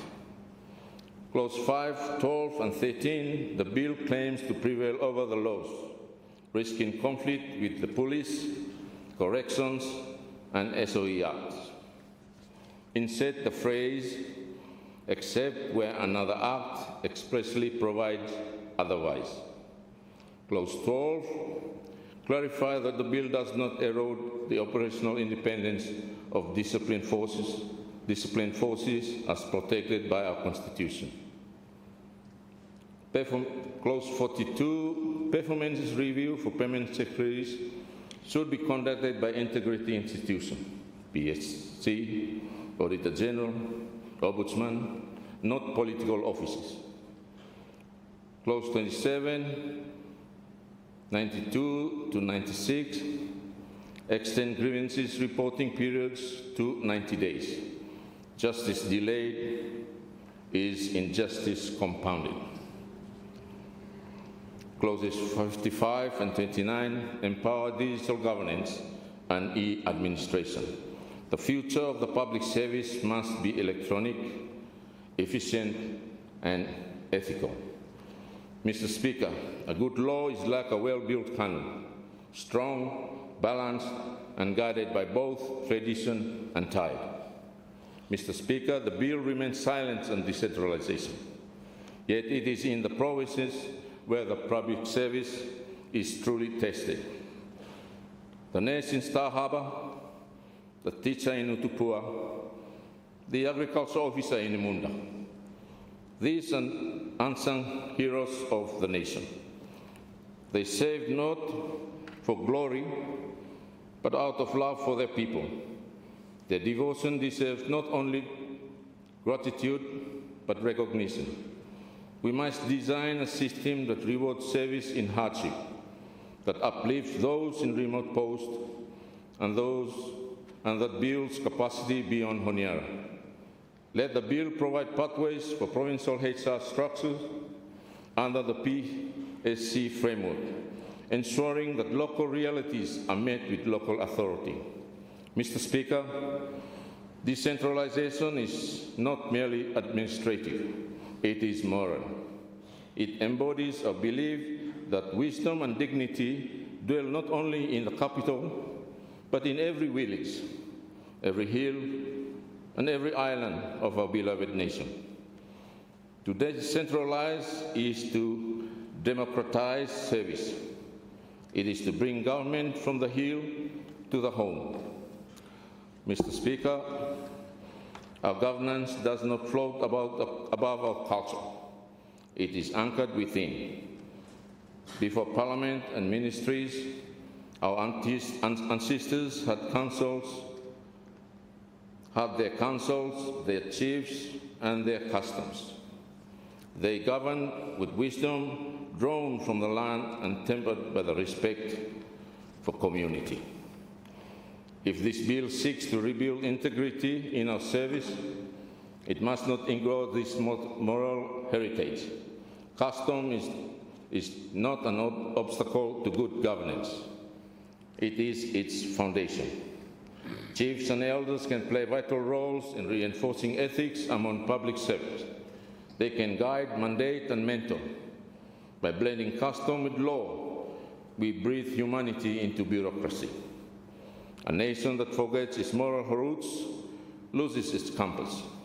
A public service that listens to its culture will never lose its way. Mr. Speaker said, political neutrality is the oxygen of professionalism. Without it, the service suffocates. Appointments must be made on merit, not favor. Promotions must be earned by performance, not connections. When the public service becomes a tool of politics, the nation becomes hostage to power rather than principle. The bill merits principle must therefore be enforced through transparency. The PSC should publish annual reports outlining how appointments and promotions adhere to merit criteria.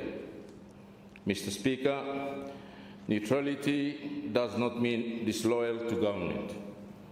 It means loyalty to the Constitution, to the state, and to the people. It ensures continuity, stability, and fairness. Let us guard it jealously. For once lost, it is difficult to restore. Mr. Speaker, passing this bill will be an important step, but its success will depend entirely on implementation. Reform without capacity is illusion. The Institute of Public Administration and Management must be revitalized and resourced. Every public service, from clerk to permanent secretary, should undergo continuous training. Ethics and performance must become habits and not exceptions. Implementation must also be phased, realistic, and transparent. Let us require annual progress reports to this Parliament. Let us measure not intentions, but impact.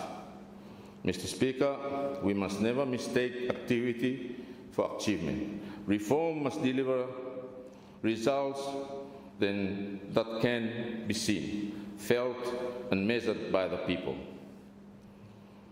Reform, Mr. Speaker, is not about replacement. It is about renewal. It is not about tearing down what exists, but about breathing life into what has grown stagnant. The Public Service Bill 2025 gives us a chance to renew the covenant between government and people. It reminds every officer and service that service is not self-interest. It is self-giving. That the true measure of success is not the size of one's office, but the sincerity of one's contribution. We must, therefore, approach this reform not as administrators, but as moral stewards, charged with the care of national integrity. Mr. Speaker said, we may not be able to legislate virtue, but we can legislate structures and encourage it. And in doing so, we give virtue the space to grow. Mr. Speaker said, this bill must be more an instrument of order. It must be a vessel of renewal.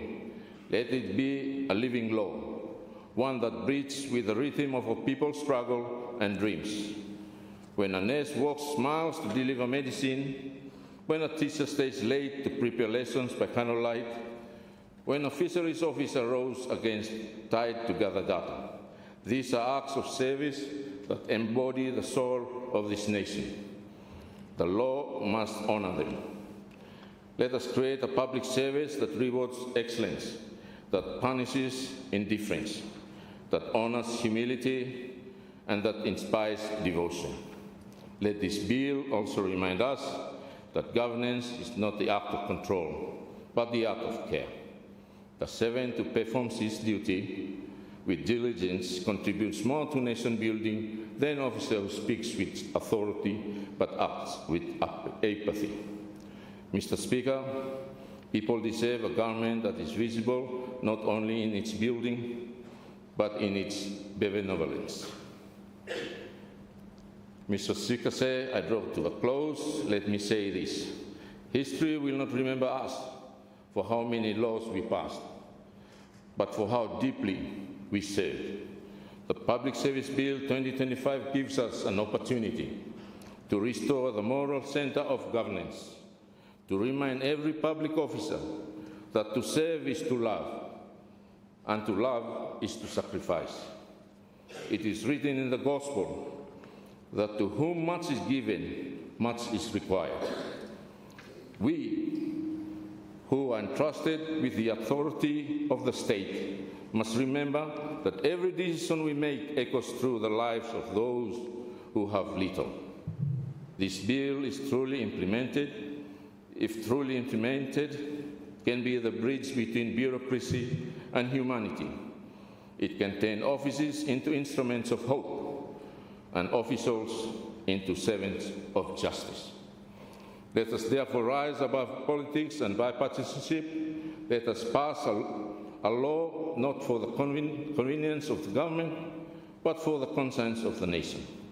Mr. Speaker, may this bill mark the dawn of a new covenant between the government and its people, between law and morality, between power and principle. Let us ensure that every public officer, from the capital to the coast, knows that service is sacred. With this reflection, Mr. Speaker, I humbly and wholeheartedly support the principles and merits of the Public Service Bill 2025, urging its refinement, its enforcement, and its fulfillment as a living embodiment of our nation's highest ideals. With those few remarks, Mr. Speaker, sir, I will resume my seat. Thank you, Honorable Member. Let me give the floor firstly to the Minister for Health and Medical Service, and I'll come back to the other side. Honorable Minister.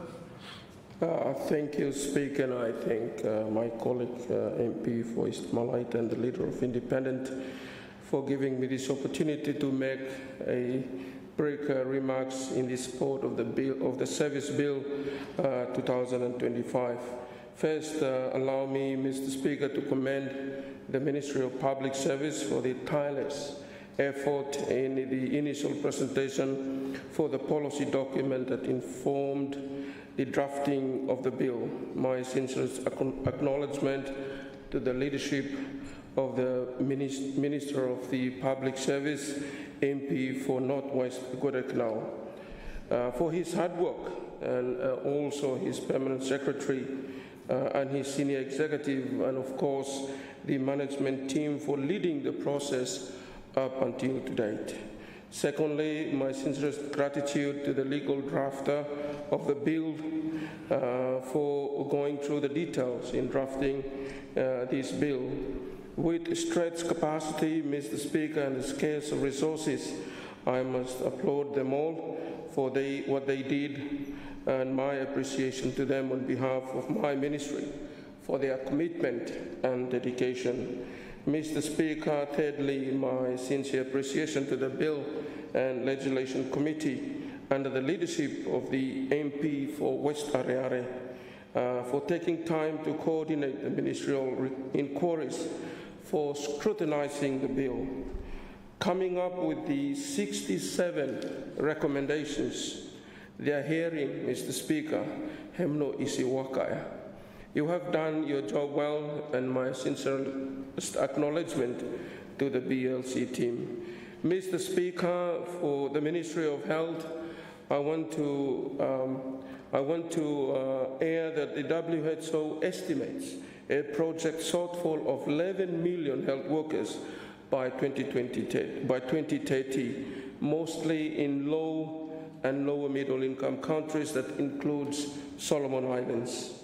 The crisis in human resource, Mr. Speaker, and particularly in the health sector, has been described as one of the most pressing global issues of our time.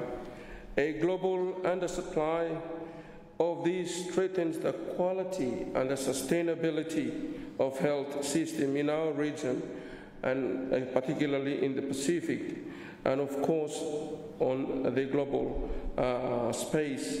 Shortfalls of health workers in Solomon Islands, Mr. Speaker, is of no exemption. Mr. Speaker, these shortages continue to undermine access to and provisions of health services, particularly in the primary care setting, hard to reach and remote location. This is the most critical challenge to achieving our universal health coverage. Mr. Speaker, without the availability of a competent and appropriate skilled health workforce, adequate numbers and that is being distributed to us, many will struggle to access and get the health services that we need across Solomon Islands. Most health budgets, Mr. Speaker, are getting constrained, and this certainly puts a lot of pressure on the whole health ecosystem and ultimately on our health services. Mr. Speaker, my ministry has a total of 2,505 official established staff consisting of 251 doctors, 1,553 nurses, 602 allied health, and 128 support service staff. Big team here, Mr. Speaker. Our health workers ratio to population is still very low as compared with our regional countries in the Pacific. For instance, our doctor population ratio stands at 3 per 10,000 population, and at nurse population ratio, which is estimated to 22.1 per 10,000 people. Staff movement, Mr. Speaker, towards urban areas has resulted in significant health staff shortages in rural areas and in overstaffing in Honiara. The decline of rural staff housing and poor health facilities infrastructure has exacerbated this trend, leaving some of our provincial health facilities understaffed or closed, Mr. Speaker. Mr. Speaker, deploying and retaining a motivated and quality workforce in place where they are needed, adding to it as the population grows, among our greatest challenges, Mr. Speaker. And I do sincerely hope that this bill will address some of these challenges that I have just mentioned, Mr. Speaker. The chronic underinvestment in education and in training of health workers, of course, particularly as well in our country, causing to these disparities, and especially in getting our health workforce in rural and remote areas. The current human resource issues are not only issues of my ministry, Mr. Speaker, but I'm sure the issues are relevant to other social sector ministries. As per my observation, Mr. Speaker, this is constrained by two major obstacles, forming bottlenecks to effectively deploy our health workforce to our health facilities in the rural remote areas where health services are needed most. The first is the uncontrolled drift of staff away from the provinces into the urban areas. In our cases at the National Referral Hospital, resulting in overstaffing and efficiency and high cost and underserving in the provinces. So, Mr. Speaker, I do hope that this bill will really address increasing gomo of the allowances for the low provinces or the health workforce low provinces. I know that I have read some of the allowances on contribution in answering the questions, but this bill, Mr. Speaker, me sincerely hope that we could put more retention packages to the provincial health centers below me. Mr. Speaker, the environment upon which my health workers are deployed to, particularly to the provinces, must be favorable and conducive, meaning that other services, also more market, banking facilities, schools and shipping, and must also be available and accessible as well, Mr. Speaker. With the absence of these critical but essential services, such can discourage and demotivate my health workers to be posted to our rural and remote areas. The second is the limit and the deterioration of rural housing infrastructure, making it difficult to post our staff to the provinces and adding the bottleneck at the urban health facilities, including the National Referral Hospital. It is imperative, Mr. Speaker, that these two obstacles are addressed through the appropriate regulation of the bill once enacted and commenced for implementation. My colleague, you must put to this one regulation bill that can be very attractive to my health workers for Hotasave, Golo provinces below Yumi. The staffing bottleneck of the urban drift could be addressed in the immediate to short term, while rural housing, Mr. Speaker, can be addressed. On that note, I would like to thank some of my colleagues that use the CDF to increase the health services, Mr. Speaker, and of course, also encourage him to, or the health workforce, for start by. One is the member for Lau Balelia, where we meet him now on ambulance below him. These, Mr. Speaker, are enhancing the services that we need in the rural areas. So, MP Lau Balelia, thank you for using your RCDF or CDF to enhance the health services that people below you need him in the remote areas.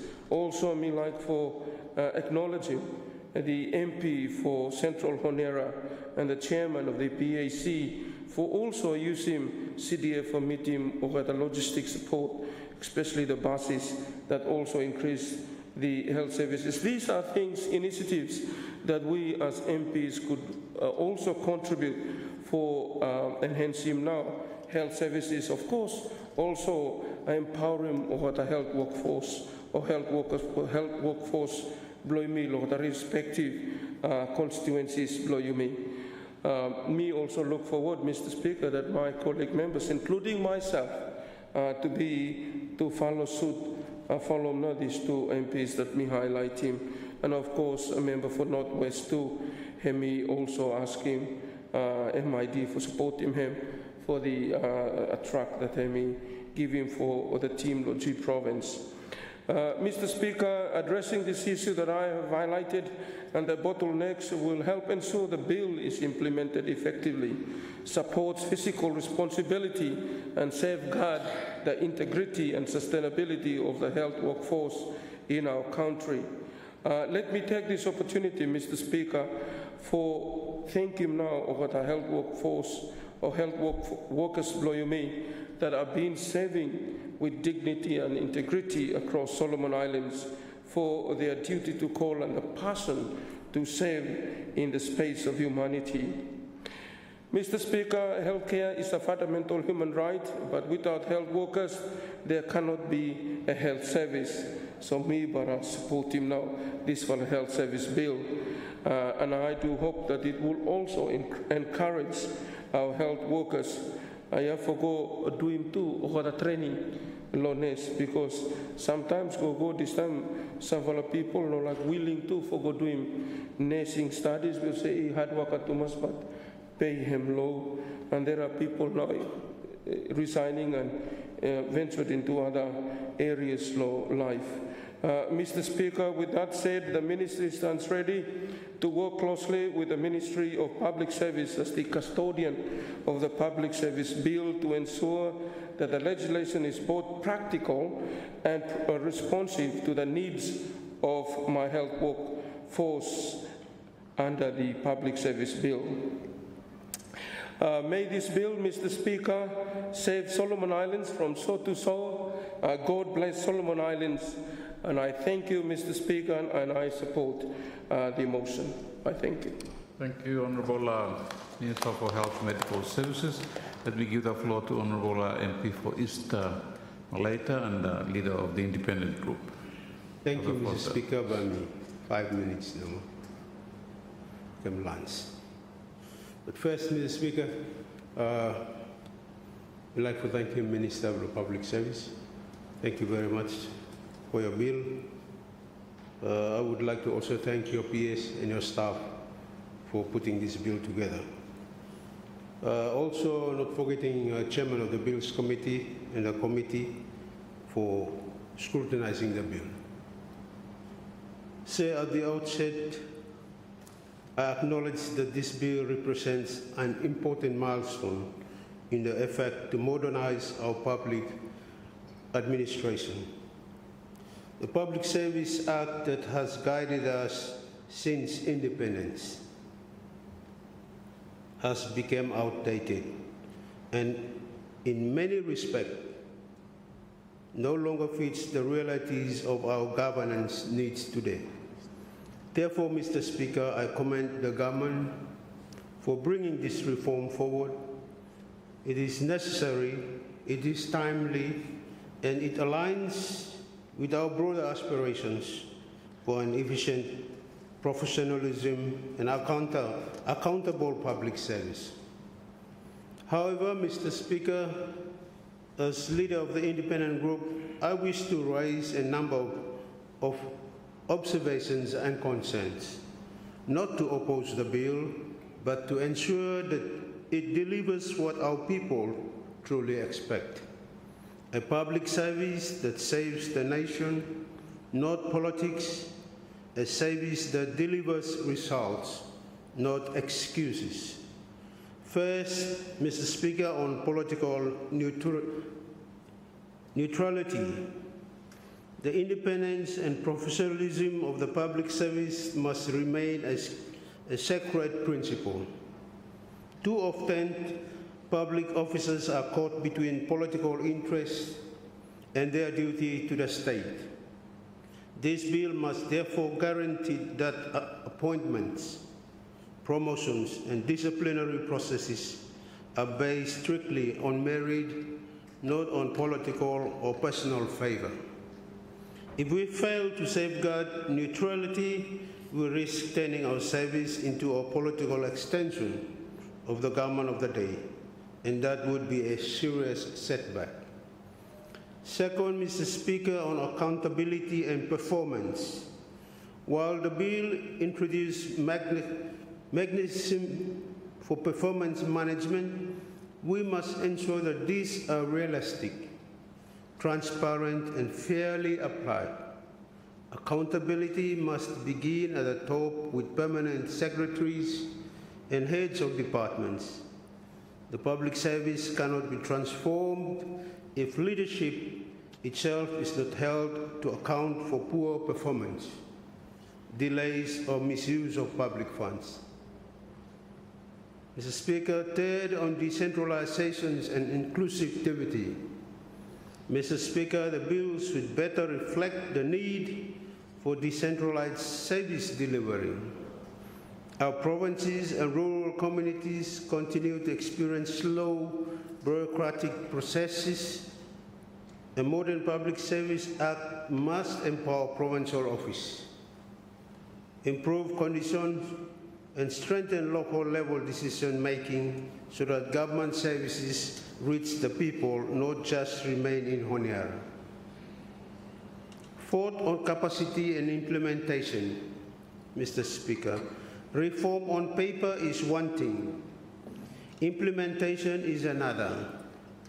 The This bill is ambitious, but we must ensure that our ministries have the capacity, resources, and training to implement its provisions effectively.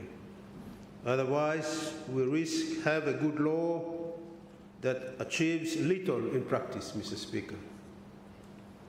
Finally, Mr. Speaker, this bill must be about restoring trust between the public and their government, between officers and their leaders, and between policy and delivery. The Solomon Islands people deserve a public service that is not only efficient, but also ethical, transparent, and people-centered. In conclusion, Mr. Speaker, the Independent Group supports the intention of the Public Service Bill 2025, but we call for strong safeguards to ensure neutrality, accountability, and implementation capacity. Only then will this reform move from being just another law to become a real instrument of national transformation. Before I end, Mr. Speaker, I would like to thank all public service who are working below every ministry below immediate life. Thank you, Mogata, for their hard work and the implementations of government policies. With that short remark, Mr. Speaker, I support the bill and I resume my seat. Thank you, Honourable Member for East Malaita and the Independent.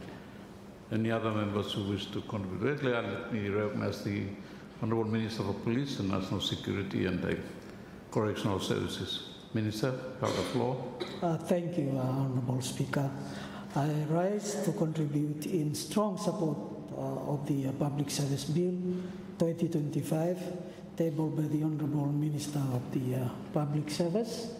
On that note, I would like to also extend my word of thanks to those who have contributed to full realization of the completion and, of course, tabling of this bill, which I am hopeful will be passed soon as well.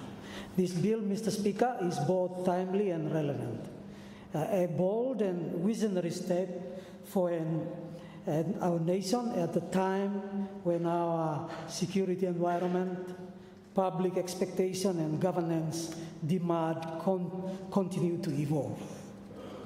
It is a bill that lays the foundation for a modern, high-performing and value-driven public service, one that is essential for maintaining law, order, stability and peace in Solomon Islands.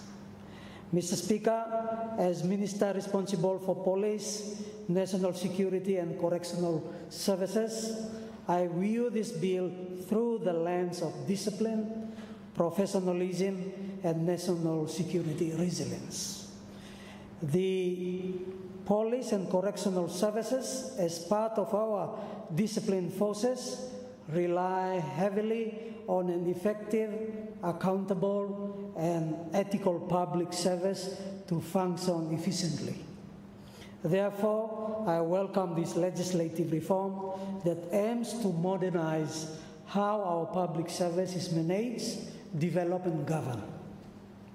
Part one, I would like to comment first on part one and part two that captures the preliminary matters and interpretation. Mr. Speaker, the clarity provided in the preliminary and interpretation sections sets a strong legal foundation. In the realm of security and policing, clarity of definitions and scope prevents confusion, enhances coordination across ministries, and ensures that all public officers understand their boundaries and duties. A clearly defined law ensures consistency, predictability, and fairness in the public administration system, critical ingredients for national security and stability. Part 3, which is the scope of application. This part ensures that the Act applies fairly and comprehensively across the public service. From a policing and national security standpoint, this uniformity of standard supports interagency coordination and institutional cohesion, key elements in our security architecture. A modern public service should function as a single cohesive machinery of government where the Ministry of Police, Correctional Services, and other agencies can align in policy implementation and service delivery. Part 4, sir. Part 4 captures the principles, values, and codes of conduct under section 16 to 24. Mr. Speaker, I wish to particularly emphasize this part, as it resonates deeply with the values of our discipline services. The principles and codes of conduct articulated in the bill, integrity, impartiality, accountability, respect, loyalty, and service to the people, mirror the same principle enshrined in the ethos of policing and corrections. For us in the security and correctional sector, discipline, integrity, and service to the people are non-negotiable. Embedding these values across the wider public service strengthens our collective capacity to uphold public confidence, national unity, and peace. When public servants conduct themselves ethically, uphold the rule of law, and maintain professionalisms, they contribute directly to national stability, sir. A disciplined, value-based public service underpins good governance, and good governance in turn underpins national security. Part 5, roles, responsibilities, and functions. Sir, this part provides clear delineation of duties between the Minister, the Public Service Commission, permanent secretaries, and responsible officers. From a security governance perspective, clarity in roles prevents duplication, confusion, and bureaucratic conflict, factors that often weaken state effectiveness. Such clarity ensures a coordinated whole-of-government approach, especially in addressing cross-cutting security issues such as border management, cybercrime, transnational threats, and corrections reform. A professional, well-coordinated public service is the invisible force that sustains law and order. Part 6, that captures employment and management. Sir, this part is crucial to ensuring merit-based recruitment and management. In the disciplined forces, we know the importance of recruiting on merit, promoting on performance, and managing based on accountability. The same principle must apply across the entire public service. And that's exactly what this bill for. When we build a public service culture founded on fairness, competence, and professionalism, we are building the foundation for a secure and peaceful Solomon Islands, where corruption and nepotism give way to merit, integrity, and service excellence. Part 7, that captures workforce development and training. Sir, this is one of the most forward-looking parts of the bill. A professional and well-trained workforce is essential for the efficient delivery of government services, and by extension, for national security and peace. For the police and correctional services, training and continuous development are central to professionalism. This ensures that our workforce keep pace with changing times including digital transformation, policy reform, and modern governance practices. A trained and competent public service strengthens resilience, improves service delivery, and reduces vulnerabilities that can lead to instability. In Part 8, that captures the employee conduct, the provisions on this employee conduct align with the disciplinary codes familiar to police and correctional officers. Upholding conduct standards and enforcing discipline are essential to public trust. When every public servant embodies ethical behavior, the government gains legitimacy and citizens gain confidence in their institutions, which is fundamental to peace and order.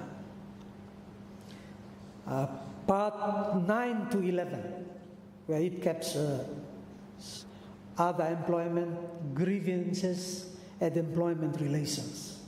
In these sections, they are about fairness, justice, and process, ensuring that the rights of public servants are protected while maintaining accountability. This promotes moral motivation and a sense of security among our workforce.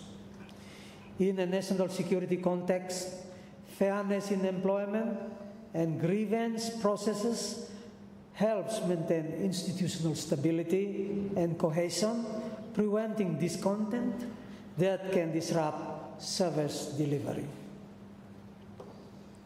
In Part 12, where we have offenses and penalties, strong accountability provisions ensures that misconduct is dealt with firmly and fairly.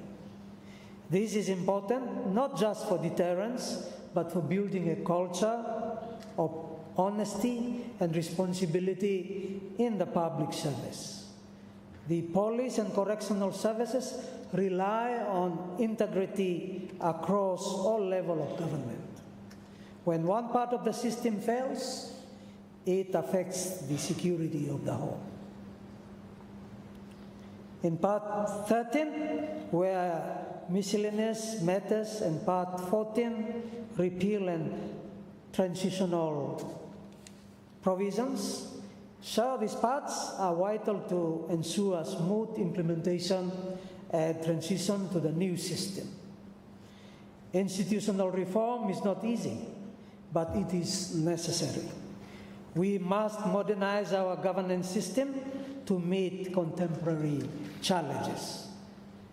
So, as we approach the 50th anniversary of our beloved country's independence, this bill is a timely reflection of our collective aspiration to build a modern, effective, and accountable public service that is uniquely Solomon Islands in character, yet globally competent in standard.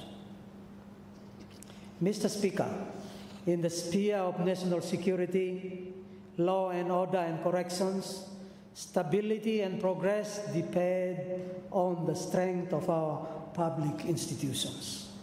The Public Service Bill 2025 is a vital instrument to strengthen those institutions, ensuring that our government machinery is efficient, disciplined, and service-oriented.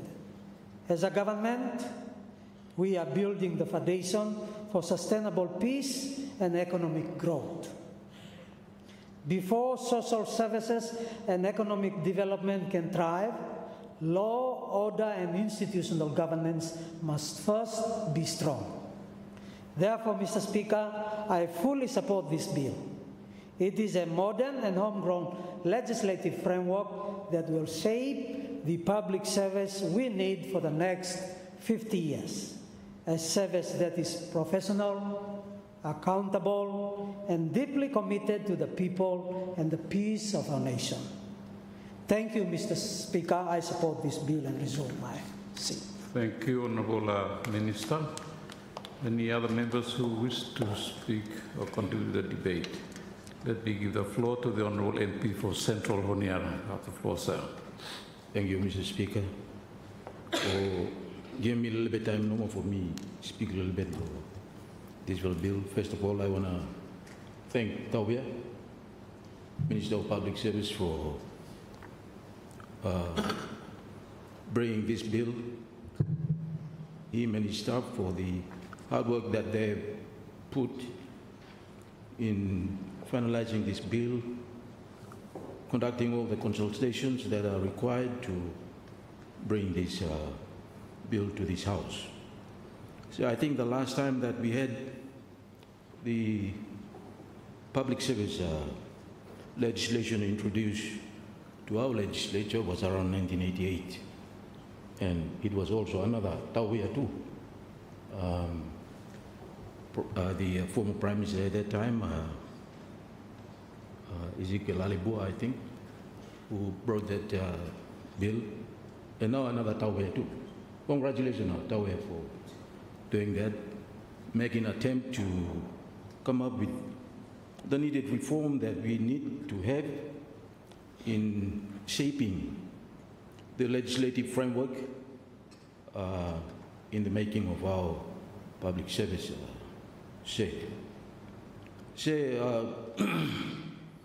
when speaking about the public service and the public service bureaucracy, it reminds me of some of the literatures that most students in the field, law, humanity, always read about, and in particular some of the thinking that came out from leading thinkers in this area, the likes of Max Weber, a very famous sociologist who have, during those times, think about and came up with, theorized the models of bureaucracy in the field of academia.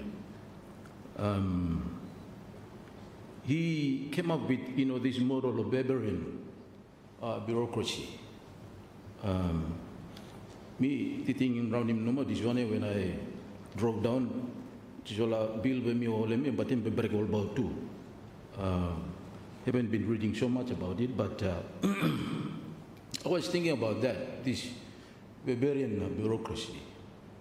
And I was reflecting on the times, when some of us, including yourself too, sir, when we first entered the public service, we were introduced to this very hierarchical kind of a command system of bureaucracy, rules-based bureaucracy,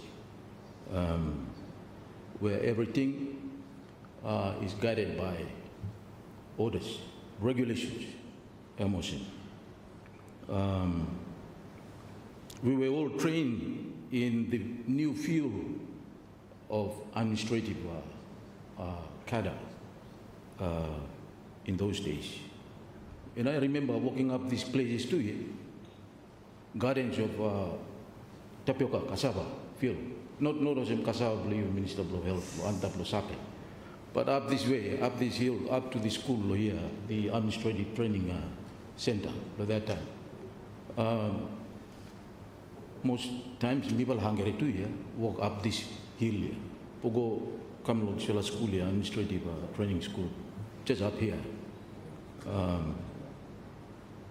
The names that may occur at that time, people like Salas Chekana, Iupaia, and all these people who were, teaching us during those times on the administrative code. But, these are just a reflection on the way that, we came about in the first, era of, or decade of independence in building up the public service in this country.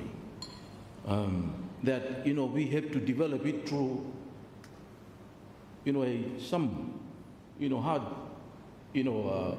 programs of training to try for, building up now bureaucracy, the public service bureaucracy.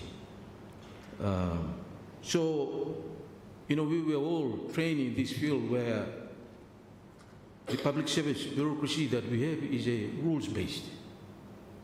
It's a command system hierarchical, where apolitical too.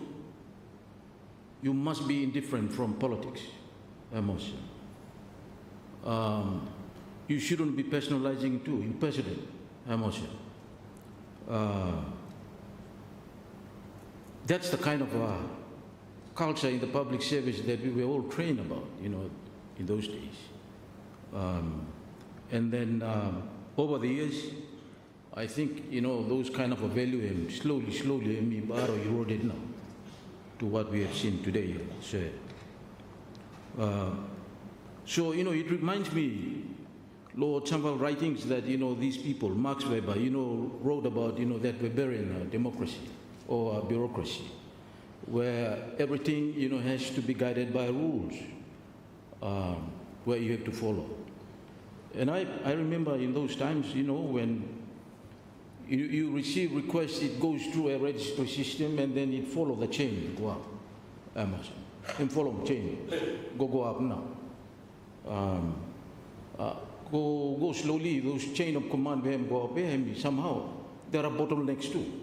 They instead of go up, go stay low than normal, or certain levels here. So the efficiency that we were all looking for in the bureaucracy in those times, somehow slowly, over the years, go different now. So instead of it producing an efficient outcome, it becomes so inefficient now. So when people come and then ask question, what happened to the submission that make him come? Or say, oh, wait, those from the top haven't given the decision yet. Lovenem go stuck somewhere around Love, and then go and take him years now. Say, that's the kind of journey that we have come through the public service. And somehow, that whole value and the culture that we were all trying to develop and construct him, out of our public service, but I lose him now, lost track now. Lost track. And then him really affect him too, feel like, the very essential services like the Minister of Health. Today, me heard him now, speech blur him, talking about, why, how this bill is going to really improve now the outcome of the Minister of Health. Me bara happy to much. I mean, we need to have, people like that, having that foresight, to make some good improvement out of the kind of reform that we are going to have right now. But just coming back to, that kind of rules-based kind of a situation here where, we think that, efficient outcome will come out, somehow have not come out too. So there seems to be a shift to understanding along organizational management. Out from a rules-based, then came this kind of a concept that, managers must manage. Let managers manage. So there is an intrusion of new ideas and theories coming into the kind of bureaucracy that you may try for developing too. I remember that, some 20 years, just after independence, you were also part of the government that, we had to reform the public service. But we didn't quite reform the core value of the public service. Instead, you look at the size no more. What more? You change the size, I think something might improve, some improvement will come about.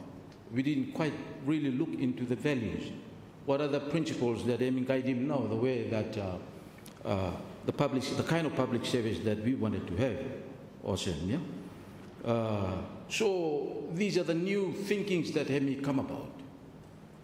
But I think in the field of humanity, where we speak about state, society, and so forth, these are the kind of things that we must welcome. Because circumstances have changed, situation have changed. So therefore, changes must happen too. So these new ideas start to come in, or they emerge. Shifting in the way that, traditionally, that we organize these state institutions. And just coming back to the whole understanding of why public service. I mean, if you look at Chapter 13 of the Constitution, it defines the whole organs belong state institution, country yumi. Almost everything inside of that. Chapter 13 of our Constitution speaks about the public service. All of them are in there, bundled together in that particular provision law, constitution, MOC. And it shows that every state jurisdiction, we must have an effective, well-functioning public service. It is right in the state center of state institutions of any country, MOC.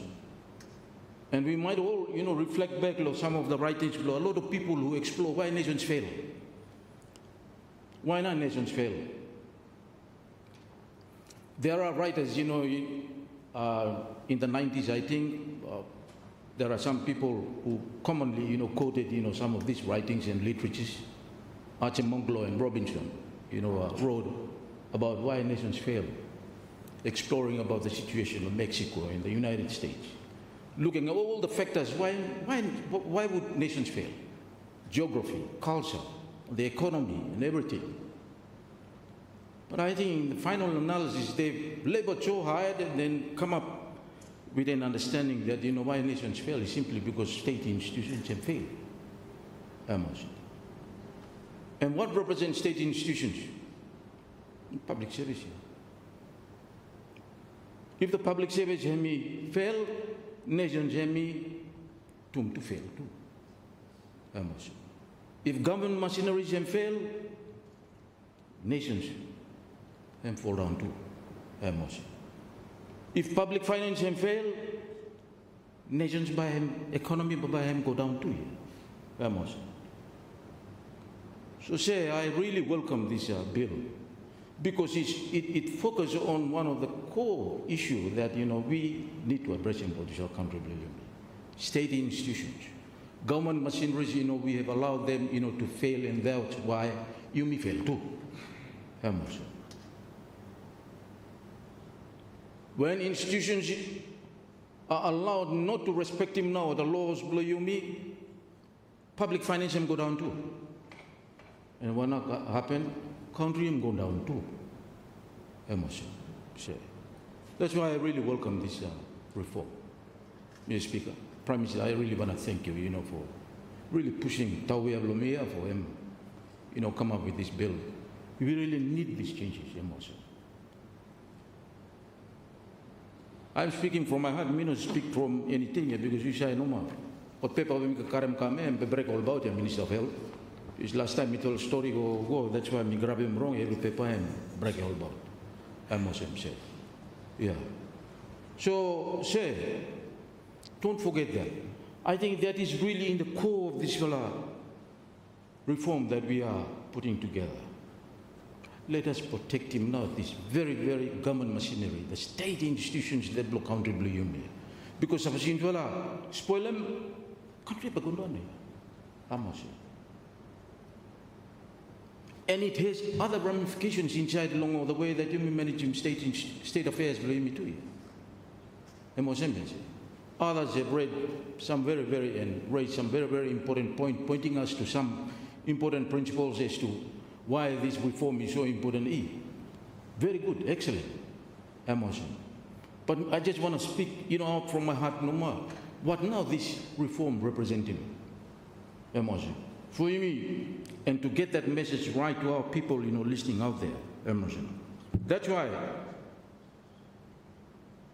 in clause 3A, where we are seeking to provide an independent, high-performing public service that delivers service to the government and the public in a responsive way. So when I contrast that, with what we have in the past and what we try to practice and develop as a culture of public service, me come for realizing, Truman.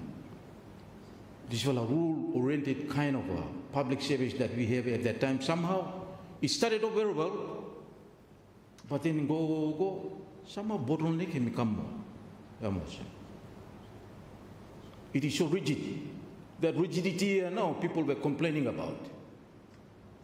But then when they come to the system itself and ask him, why now our request or our submission have not been responded to? Him said, oh wait, Ottoman law on top or the now him commit responsible. Files have to be put together. Em go up, go to next level, go finally em go kasem lo top. By the time em come down, em 3 months now. Or sometimes em 6 months. Initially, very efficient, emotion. But then slowly, those efficiency em eroded now, emotion. Or the man way along the line, but like for some power blow that 2 years. Emotion. Time come kasem blow or the whole em stop or the failure, whole em stop. Why, oh, let me think about it for a little bit of time and then I'll give it to the one on top, emotion. That's the kind of public service that we have started off with here, Mr. Speaker. You know that very well. You were a well-trained, public service in this particular field, in our own field. And you know that. When I is social, let me go. You may one emotion. Sometimes when people come, you are okay. Oh, no, go kasem lo on top of them come down here. That's this rule-based kind of public service that we have during those times. So I'm creating that rigidity, no flexibility now. Emotion. Samvala oche say you kata ma ot mane wando blumival no moya. But that's exactly what that system is all about. Emotion. It is apolitical. Emotion. Shouldn't be. It should be impersonate. Whoever we want to bring alongside law, outside law, it doesn't matter whether you must differentiate yourself.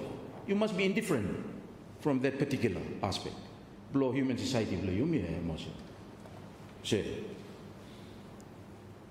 But now you may start for looking that it is also affecting now performance of public service, blow you me. So we have to move on. We have to change emotion. That's why, this new concept of organizational management has started to, creep in, emotion. And one of the ones that come out so aggressively during the time that, we were having some problem, and with the externalities that you may face him, yeah, that may affect him now, the growing country, blow economy, and even the system within our own self too. Our state institutions, this new concept start to come in. The new concept of management in organization and creeping. And that's when we started to have, let managers manage emotion. Give more responsibilities to managers so that they can manage emotion. So these are the kind of challenges that we are faced with, emotion. Because we have to live with the reality, contrast it with what has happened in the past, and then look at, what are the options for you to make improvements going forward into the future, emotion. Let managers manage emotion. And you remember during those times, Mr. Speaker, that, we were trying to give managers for manage. We were contracting at the top managers within the public service. So that they can focus on what they can deliver in a particular year, emotion. They can deliver in a particular year. Share. It's a good concept, but I think we now know why it didn't work too.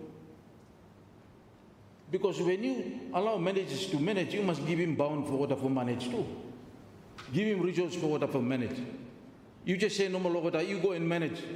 You have all the discretion and the power for you to manage a particular organization, but time you give him go bound. What number him happen to him? I'm done nothing to you. Emotion. So the economy of how we can make state institutions work is also another aspect, dynamics that we have to think about. Emotion. And I hope that the economy of how we have come about and going forward into the future will not affect the kind of reform that we are expecting in this legislation.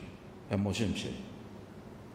But in terms of the ideals and the values, the purpose and the objective of what and the kind of public service that we want to see going forward, I totally agree here. And me, like I know the way that it is worded in 8 of Clause 3, we have to provide an independent, high-performing public service that delivers services to the government and the public in a responsive and effective manner. And all of this are all delivered on some of the very important principles along Part 4. Part 4 below the bill. And I don't want to go through it, but, I totally agree with, those principles and values along part 4 here. These are something that, we must continue to remind our public service. That shapes the culture within the public service. These are the principles or the values that are shaping our public service. The public service culture, emotion. You've got to have values to develop a kind of a social construct here, emotion. If you don't have principles and values that you put together and believe in them, you can't have a complete social construct here, I must say. So, I do hope, sir, that, we will continue to remind this to our public servants, to these very, very unique organizations that we have. How we are going to do it?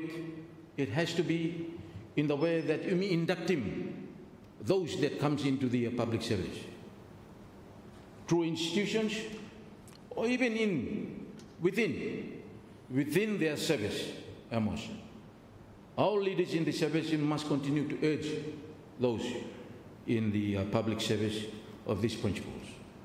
So, if you may lose track of it, Baba Sem normal last first 10 years here that they were performing very well, and in the next 10 years of that, then the kind of bureaucracy that we have in principles and values that we may adopt in here have got but lost now, emotion. It derails and bara disappear now. Another interest now him come inside, emotion.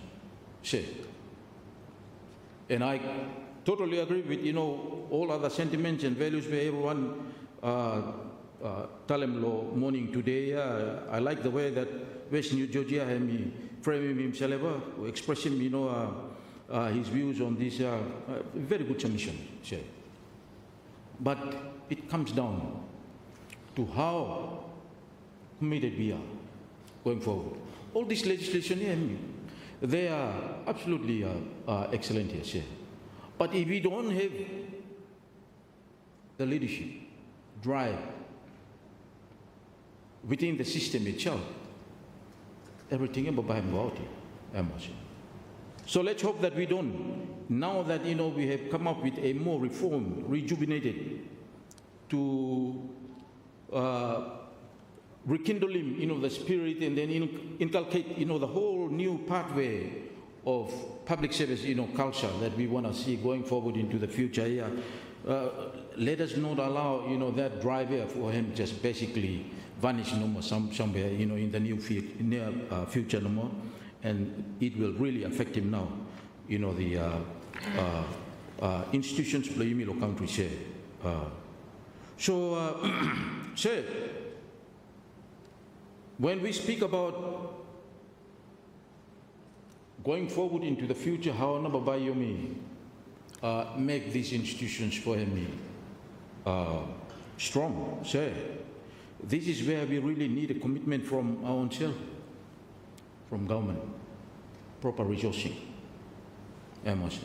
We need to resource. And then we need to have a balanced approach too.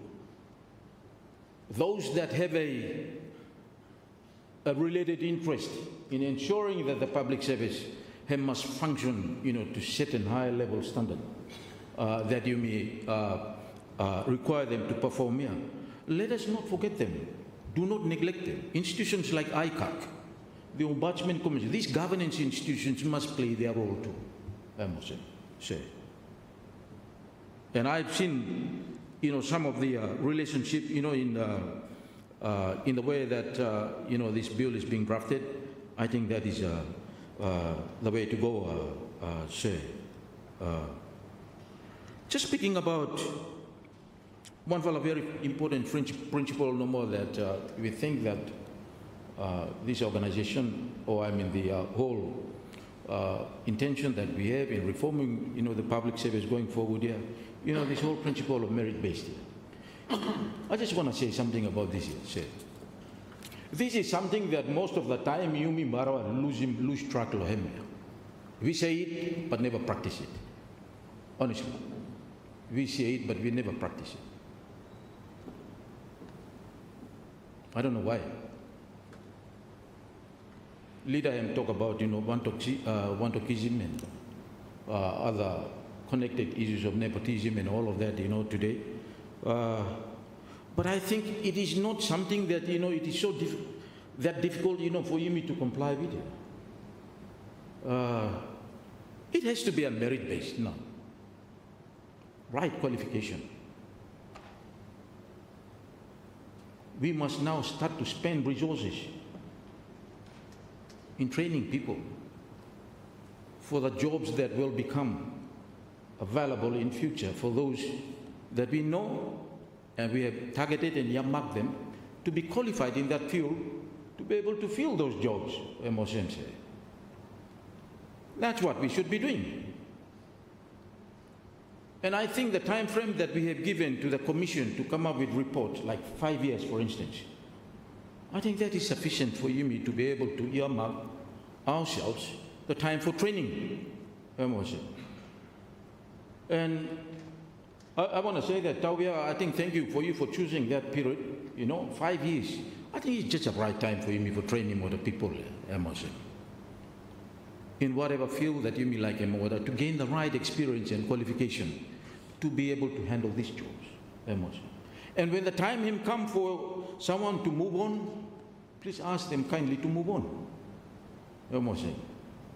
There's no point in us waking up the other day, at the right time and then say, no, I think we keep him money stuff. You'll be part of that problem. Let them move on. Say, let's get the right people for coming inside. Say, that's what I have been seeing happening in our system. So we have a public service that for sometimes got crippled simply because, the right people that should be coming in to occupy other jobs here or to take over the responsibility, we're still holding on to some fella that and the majority.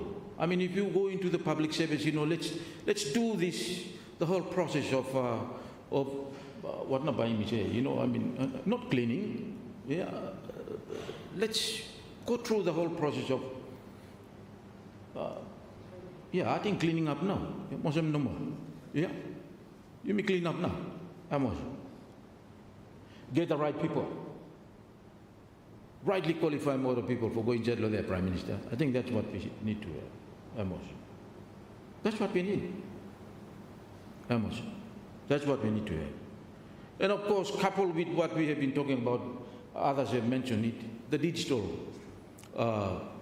infrastructure that is available right now.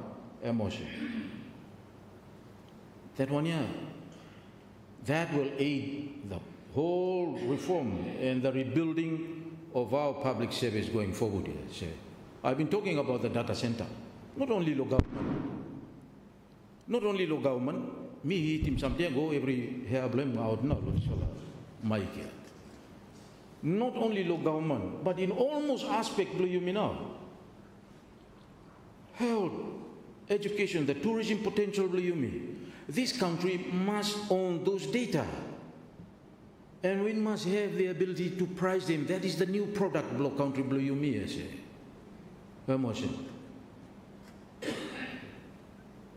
Let's have our data center. Deputy Prime Minister, yesterday you talked about airport. Today I'm talking to you about the digital center, the data center. Please, you go to, you see other countries that have come up. They have quietly developed their data center. To now, the first defense block country block is to protect their data. You may say one time, you meeting say, or a terrorist law airport now, or the data now, first defense block, they have to protect it. You go to Singapore, the first frontline army block is the digital army. That's their frontline army, protecting their data. Say, I think we will have a fabulous public service going forward if we have these two going together. Let us reform, rejuvenate him, and rekindle him now, our public service, and then come up with the supporting infrastructure, the digital infrastructure to support it. I think this country will make a difference going forward in the next 5 or even 10 years here. So, that is my submission. So, and that will be merit-based. So, that would be our commitment to ensure that we have a merit-based public service emotion. And let us not lose track, because if the machinery block government may fail, this country will go down again. Emotion. There will be a lot of wrangling. If the machinery can fail, there will be a lot of wrangling, and then people will say, look, government is not in control of our own institution. Let's have another form of government, to protect our own self. That happened in the past. We went down. You may come and quickly rebuild these institutions, we came up again. Emotion. So, I'm really encouraging all of us that let us put our thinking, the whole spirit of this legislation here, we must all support it. Emotion. In its entirety. Emotion. In its entirety. There's so many values that we talk about, lawyer, that somehow we as human, you may fail him. But I think the core issues that you may need to stand on and still remain. And we will still make a difference, I must say. And we will still make a difference. So I want all of us, to see this public service bill here. Sorry, I am after 40 years then, or so years before we have another public service bill. Let's have it every 5 years, I think would be good. And it would have commensurate very well with the kind of reporting that we would expect from the Public Service Commission, and then revisit the legislation, and then you may slowly improve on it, emotion, yeah?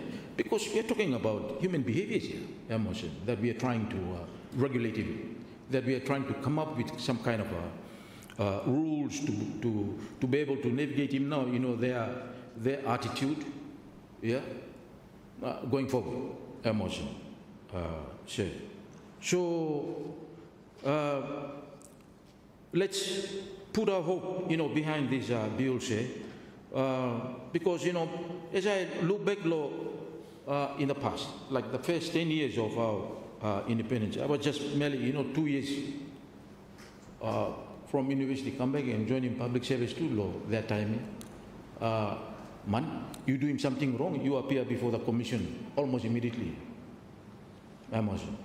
And time you sit down go there, you look low the late, chairman of Public Service Commission, the first speaker of me, say Fred, me was normal by 6 seconds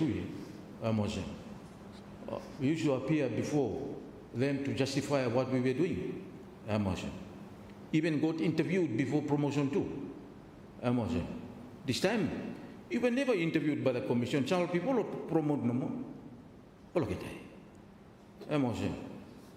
Me for before I go interview you. But I need what I said and everything, then go sit on the front door of the commissioner, get interviewed, hammered or so many questions, and then go, come out, you sweat all about. Hey, I think boy, you take him out to walk.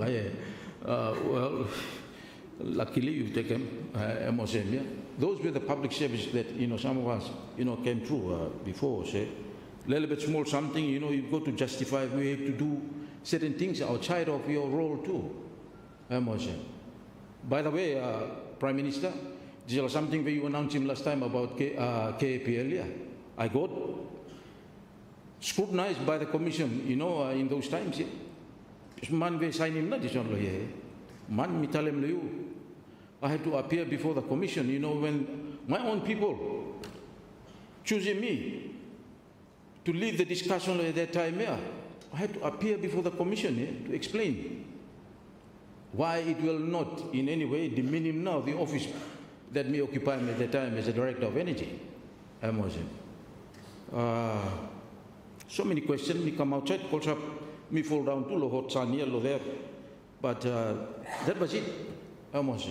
That's a kind of a discipline, and that's a kind of a check that even the highest body, the employing body, lo inside lo service have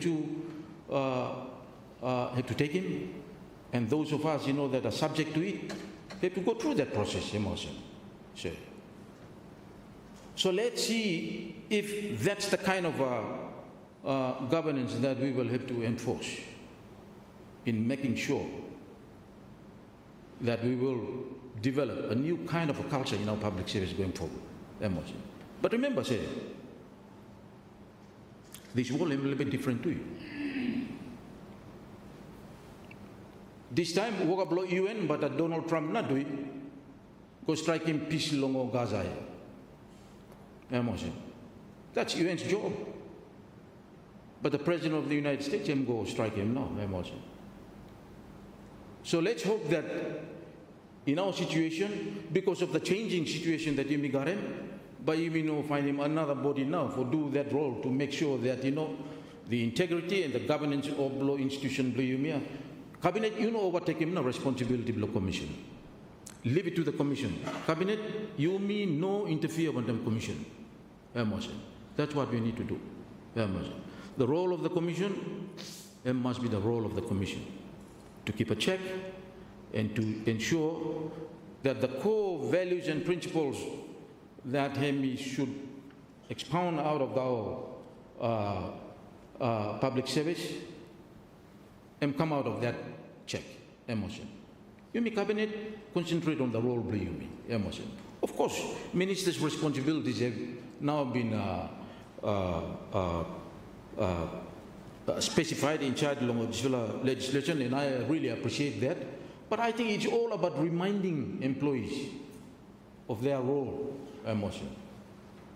So it should be incumbent upon ministers, the leadership inside the ministry, and all our responsible officers, including the commission too, for reminding our employees of their roles and responsibility, of the values that they have to respect him.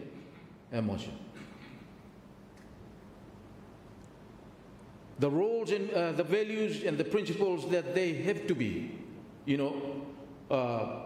entrenched in their mindset, That's what in this legislation, So say, but others now to speak about more details and principles and about this bill. Me just like for expressing no to show my support of this bill, and I wanna say also that let us all help the minister, give all the support to make sure that we have this bill passed, and then give him the space so that he can make those reforms for our public service, for the benefit of our people and our country. So I still maintain public service is the core institution of our state institution. If you may fail him, this country will go down. If we fail ourselves in this front, country will go down. So let us embrace it. And there are little things inside too that you may need for improvement. For instance, on the division of labor, on the creation of the employment cadres in charge of public service. Say you here should not be. You should have a different cadre. The legislative cadres here, Parliament. You should not put more the same model of public service.